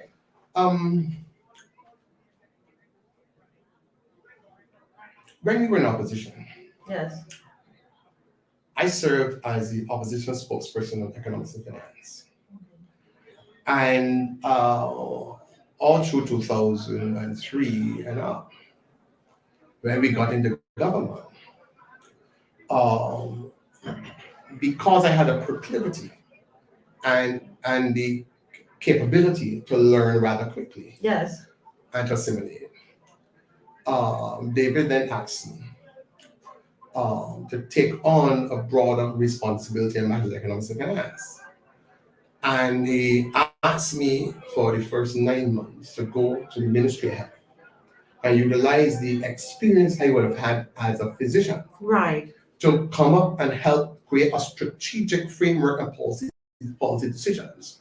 And I was there for 9 months as Minister of Health, National Insurance and Social Security. But what he did is he left the National Insurance and Social Security, which is the investment side of government, left that with me. Ah. So then in 2009, October, he then brought me into the Ministry of Finance and Economic Affairs officially and made me Minister of Economic Affairs, Planning and Development. Wow. And then I became Minister of Trade, Industry and Commerce. And then after that set of experiences, I then became Minister of Agriculture, Food and Fisheries. But the three most significant usage of those experiences in an accumulation would have come when I was appointed as chairman of the Council of Economic Advisors to the government by David Thompson. Wow, a medical doctor. That's right. And then David Thompson appointed me as chairman of the cabinet committee of the Barbados cabinet. Yes. And then Fandestra appointed me as the chairman of the infrastructure committee with responsibility for infrastructure and investment. Because I had a proclivity to gather the data and manage the data efficiently and effectively. Wow. So those are all the areas where I bring to the table. Wow, philosophy, because that's where you study first. Science, medicine, and I know economic affairs. Yes, sir. Wow, that is amazing. That is really, really amazing. Well, as I was listening to Mr. Thorne, the leader of the opposition, I heard that you're now going to be one of the spokespersons. And can you tell us about that and the area that you're going to be addressing the nation on? I think one of the important things that comes subsequent to the appointment is for me to take a step back. And that step back will allow me to do an appropriate situation analysis and a diagnostic as to where we are. And then you execute. That's the medical part of it coming in now. Yes. Then you execute the classical adverbial training: how, when, where, what, why. Pull all of those together. Yes. Then it gives me a picture with the knowledge I have of finance and economics, being practically there for so many years, to analyze what is really happening, then to determine how best we can manage the situation, analyze their policies, analyze their implementation, their strategy, and then I will be in a position therefore to say to the leader, I'm a leader, this is where I think the challenges are. how we should manage this going forward. Yes. Bringing my experience now into play and the training into play and give them the best possible advice. And at the same time, give the people of the country the best advice I can give based on that experience, on bravery, on fairness, and truth. Yes. That is what I have always done, Yes. and that is what I'm going to do. Yes. Wow. This is well. I'm looking forward as a citizen. I'm really looking forward to that kind of analysis, the research, the pulling it apart and understanding it, and then making the proposals. I'm looking, and I'm sure some of those will go into the manifesto. Is that well? You don't know. You would hope. You don't know. What I would simply say is this: having spent 15 years in Parliament and 10 years in government, I've seen both sides. Yes. I've seen opposition. I've seen government. Yes. I know how the system works. I am therefore in a good position to be an efficient advisor because I now have the knowledge. Yes. What people need to appreciate are two things. When we first won the government, there was only one person in the entire government with parliamentary and cabinet experience. That was David Thompson. Now you have a situation where we have 10 or 15 persons who have had government experience and parliamentary experience. Are we not stronger now? You see what I'm saying? I see. Right, so therefore, we are in a better position to draw on that knowledge collectively. That's interesting. That's leading me into my next question. I see Paul there, and I want to get him in. Paul Gibson is coming up. Don't go, guys. It's quite interesting here. But I want to, there are people, there are some citizens who say, we don't want anybody from the that was there before. Sure. We don't want anybody who was in the last DLP government, and you were part of that government.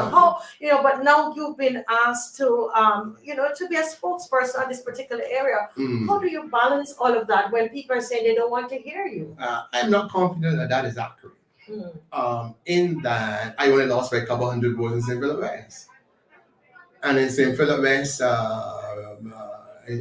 and you must appreciate that only 30% of the Barbadians voted in the last election. Right, yeah. And inside that, the swing in my constituency was 14.7%.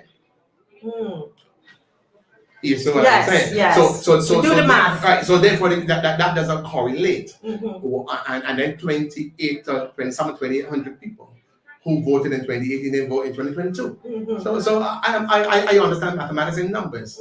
So therefore for me that doesn't follow logically in terms of data.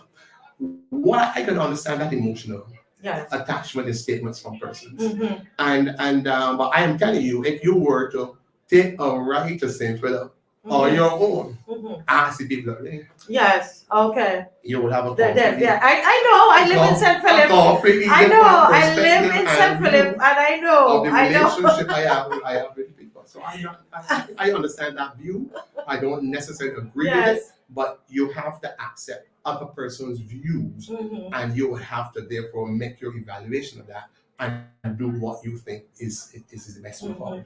My last question to you is: you see what's happening in the last 6 years. You look at the time you were in government.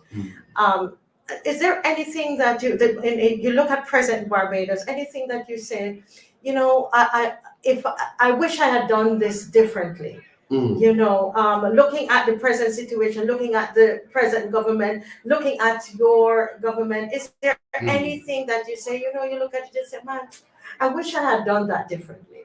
Sure. If there's one thing I've learned over the years, and I think this is where my training in medicine kicks in. Yes. I have to be brutally honest with what the facts tell me, and use that information to make the best decision. Yes. There were times and there were some decisions that we could have managed somewhat differently in regards to what would have been the immediate impact on the populations. But when you are managing a set of interests which are diverse, which is not just elderly, female, male. You have to then look at those persons who are on welfare and this and that as well. You have to manage the collective. And as a result of that, you cannot please every interest as you make decisions in terms of economic policy and putting in place some of the decisions that you take. We suffered because of that. And as a result of taking one critical decision, that critical decision really was that we could have gone to the IMF, but we knew that if we were to have gone to the IMF, you have to send home people, you have to cut the pensions, you have to cut the wages, you're going to have to put them on reduced hours. We also knew this public, apart from those dynamics, there were other management restrictions that you would have to have. So what we decided to do was to attempt to hold for as long as we could while we use domestic inputs to try to drive the economy. Nobody could have known that when the crisis struck in 2007, it lasted until about 2013. This is a game changer. Usually, recessions last for a year and a half to 2 years. The recession of the Great Financial Crisis of 2007, it lasted almost 10 years, and then after that, the government know COVID. You see what I'm saying? Yes. Right? So one has to be honest and practical. But that is but the guy on the street, the average person, he is not analyzing it that way. So, but what you're going to do as a government and leaders, you have to do what is necessary to hold the country together. We did this, we lost. The other side went and said it was mismanagement. We didn't know what we were doing. They said you couldn't tax yourself out of a recession and a whole set of other things. Everything that they did after COVID, but the truth will come out. Yeah, eventually. And so someone says here, there's a question here to say, I can't find it, but anyway, there's a comment here that said about, do you think that, the same people you're trying to shield? Because I understand what you're trying to do. Would it have served you better if you had communicated, that to them? Do you think more that the people had a more understanding and they were working with you as you were trying to shield them from the IMF? I don't think there's an unreasonable comment. Okay. I think we could have done significantly better. Yes. We could have managed our PR better and utilize a lot more of the emerging technologies and elements that would have gotten to the younger person and so on. But if people need to appreciate at that point in time, the emerging technologies were emerging within the political framework. Yes. So we were the first that were actually in front of it. It's true. See, it's the facts of the fact. So I have to therefore be honest and say, look, it is when you are managing a crisis, you cannot use non-crisis thoughts to manage a crisis. Right. So what persons who may not understand the management, when you're in a crisis, it's crisis management. So in crisis management, you can make errors, and when you do the 2020 vision, you then realize I could have done this better, but it is crisis management. Yes. I remember many times. I understand that. I can understand that. I've gone into operations and so on and so on. Boom, you make an incision, and next minute the artery doesn't run the way you think it should run based on the anatomy, and you got a vessel. What you can do? Crisis management. Yes. You wouldn't normally have done there, but you're in a situation. Same situation. Yes. Same situation. Well, I'm very, very like you saying, because I'm just loving this moment here. I want you to talk to the Barbadian people. What is it that you want to say to them? A lot of people are hurting right now. Yes. A lot of people are having a difficulty buying basic things, food, gas in the car. What can you say to Barbadians this evening? What I would say to Barbadians is this: that this is not the first time we have had problems with inflation. Usually, our inflation is classically what is different imported inflation. In terms of the jargon which I will defend and explain, it is usually inflation that is associated with energy and food. Yes. Right? But energy filters through the entire economy.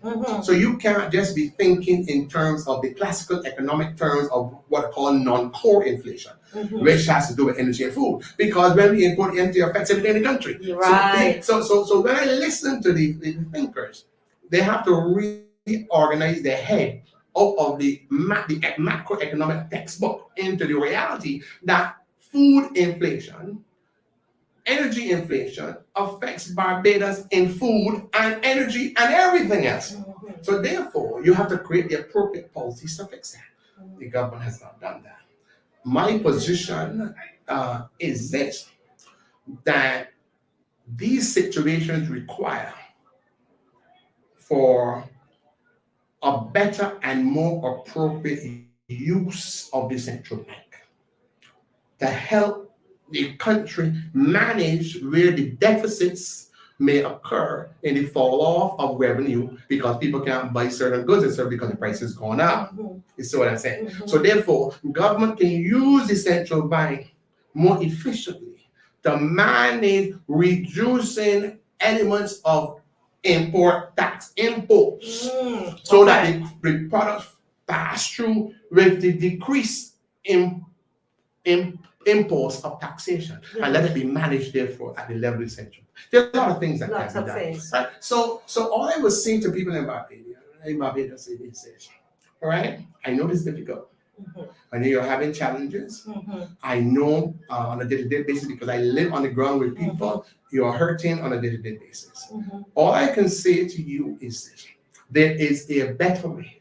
There is a way to resolve this problem that we have with inflation and to help you to be able to have a better opportunity to spend your money to stretch and be vernacular and to be able to take care of your family in a better way. It calls for innovation in regards to how you manage monetary policy and fiscal policy. That's the best way for me to put it.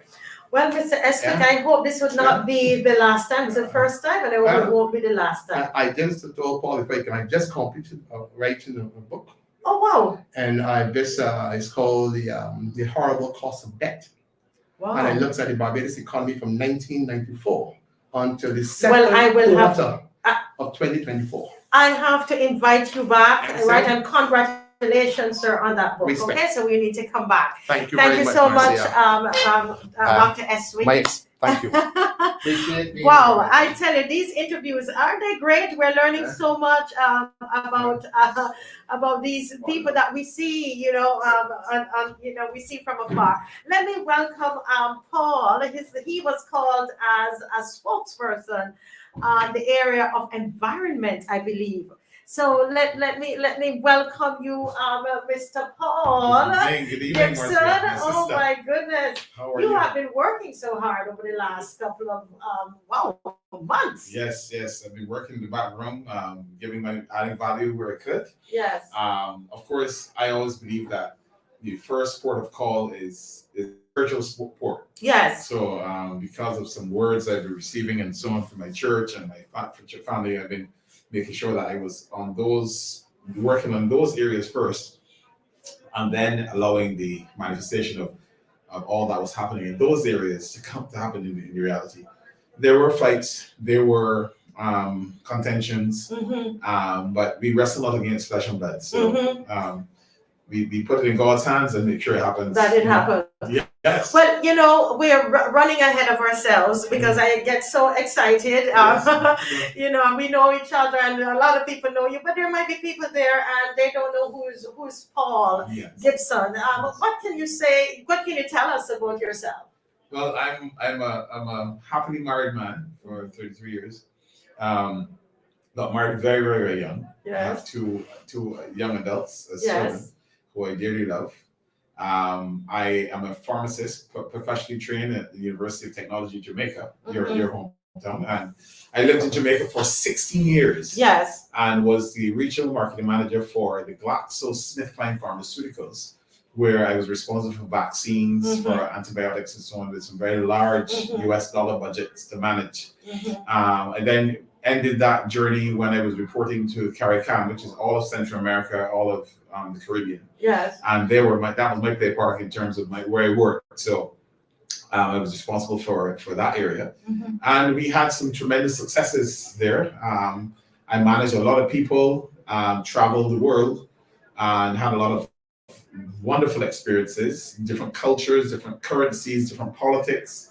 And so that was really the frame in which my brain lived, where there was a lot of dynamism. It was always business unusual. Yes. And I was able to come back to Barbados and bring that with me. So I'm better able to serve understanding what happened in the Right, yeah? internationally. Son of the soil, son of the soil. And listen, tonight you were announced as the spokesperson on the environment. Yes. What are your plans for that? How do you begin to prepare for that? Yes, typically I'm trained in health and in sciences. One of the things I realized in the last, for the last 7 years, one of the things that this government, this Barbados Party government has been doing is they've been borrowing money to be spent in the area of the environment. If you check, that's true. if you look at the number of loans that they've had, they're looking at almost billions of dollars in the environment for small island development states, yes. against hurricanes, and for the development, for protection of wetlands. So when I studied it, I said, whoa, I'm being asked to manage the environmental area, but there is so much money that has been dedicated to that area.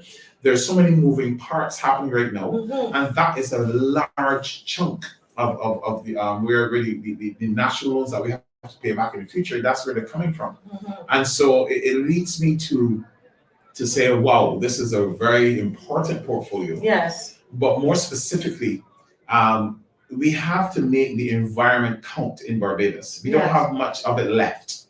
I give the story that my grandfather, when he was a young man, would take my uncle, and he would take him by the hand and walk all the way from Brandon's Beach on the sand in low tide, all the way to Spikestown. He was able to walk from Brandon's, covering. Wow, you're saying it, and I'm trying to imagine. To visualize it, yeah. And that was the topography of that. There wasn't all these growings out and all of this building out and building up and blocking. They were able to walk from Brandon's Beach all the way through to Spikestown, and then they would take a bus back down to Black Rock. Yes. And what that told me was that we are really damaging and destroying our environment and destroying our topography and our environment. We're also not capturing water, right? We have a situation where the rain falls and drenches the country and runs all that water runs into the ocean, right? There are so many things to look at in the environment in terms of agricultural fertilizers, and it's a vast area. Yes. And for me, I remember as a child running around on the beach, swimming and seeing the beautiful greens and orange and purple reefs and the fish swimming, and I tried to catch them as soon as a boy. And then I go back there as a man and dive and look at those same reefs, and they're all white and dead and colorless. Wow. And I'm saying, wow, where are we stealing away from Barbadian children the experience of a beautiful reef, of beautiful fish? I mean, we need to be able to preserve something for them. And so I think we need to pull up the handbrake a little bit and ask, how can we have future generations enjoying this beautiful island? Yeah, the impact. But you spoke, I mean, that was so, the imagery was just so beautiful, Thank you. honestly. Now you spoke about, all these millions of dollars that we are getting, either, loans and grants and all these things, all this amount of money coming into the country for the environment. And when you think about, all the development that is going anti that, actually, how are you going to hold the government accountable? Because you're receiving all this money, but then we're seeing all this development.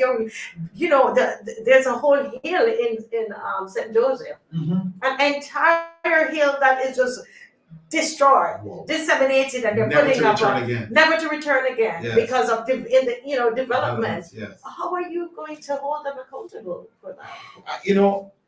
I think we're gonna have to use some legislation to pull some of this thing back.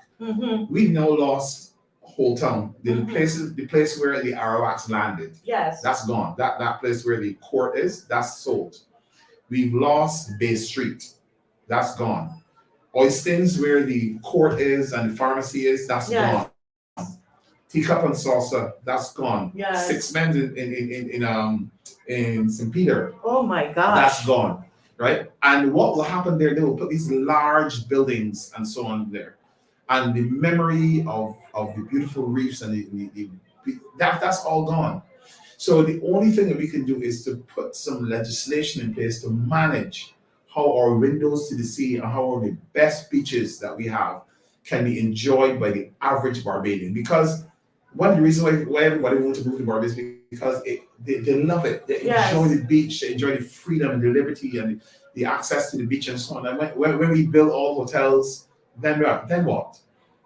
And so not only do we have to get the legislation, but we have to look at other industries other than tourism. I wrote a paper many years ago about developing a new brand pharmaceutical industry, and I submitted it to this government, asking them to consider it. It would equal or surpass the industry of tourism in terms of the amount of money that can be made. And that was birthed in my mind when I visited Africa and went to a country and visited hospitals and realized that they had some challenges with counterfeit drugs. And so I saw what I envisioned was a multi-billion-dollar industry for Barbados. Now, I hope to see at some point in time that vision is realized in my lifetime. But so we could diversify. We can diversify. So we don't have to give away all the beaches. We don't have to give away our best I see beaches. the connection with why you said that with the environment. Well, this is going so great, but we only have like a minute left. Yes, it's almost, we're gonna have to, because everybody who's watching, this is not a regular show. We're coming to you live from the Democratic Party's annual conference. Okay, so that's what is happening. And so we have to get out of here. We can't stay here the entire time. So I'm just going to ask you to, say something. What would you want to say to the Barbadian public, considering what we're all going through at the moment? We are, you have the people in Joes River, they're seeing, how they want to, at one point they think they want to even stop the people from using the river. We're seeing our wetlands being turned in, houses, they're knocking, trying to build houses. What do you say to Barbadians who feel that they're losing their country, they're losing the beauty, they're losing the beaches? What do you say to Barbadians? I'm in a chat called Save Our Beaches, and there are a lot of beach lovers and Barbadian lovers in that chat. I'm saying we have to be able to not only preserve the beaches and so on, but we have to be able to leave some of the things and the values and the beauty for future generations. And so whatever we do, it has to be done with that in mind. How do I allow my child, my grandchild, and my children's children to participate in a beautiful island? How do I get them to remember the rock at Bathsheba or be able to take a walk on the beach? So once you run into the future, you see what you want, and then you set the frame and the legislation and the practices that would permit them to still enjoy our Barbados. Yes. Because at the end of the day, when everything is broken down and mashed up and everything, Barbados will not be a place to visit because Yes. it will not be the Barbados that people loved. Yes. It would be a concrete jungle. And that's not what people want. Yes. People want to understand the rich historic culture, Yes. the intrinsic Barbadian things, and participate in those. Yes. And if we get rid of them, so what do we have to offer? What do we have? Yes. What do we have to Yes. offer? That's And not just to offer, to enjoy. To enjoy. There you go. Well, Mr. Gibson, congratulations Thank you so much. on that new appointment as Thank you so much. spokesperson on Thank you. environment, and we wish you all the best. Thank you so Okay, much. God bless you, God sir. bless you. Thank you. Yes, Thank you. bye-bye. Folks, we have been going all morning. I've been here since after 7, and I think outside is getting quiet, so we need to shut down and rush home. All right, so I'm going. This is where I say bye-bye. Thank you for watching. And remember, if you want to donate to the Marcia Week Show to help us to have better equipment and we can do more of these kinds of sit-down chats, you can message me at 246-236-7000. That's 246-236-7000. Okay? God bless you all. We have to rush out of here. God bless you. Love you all. Bye-bye.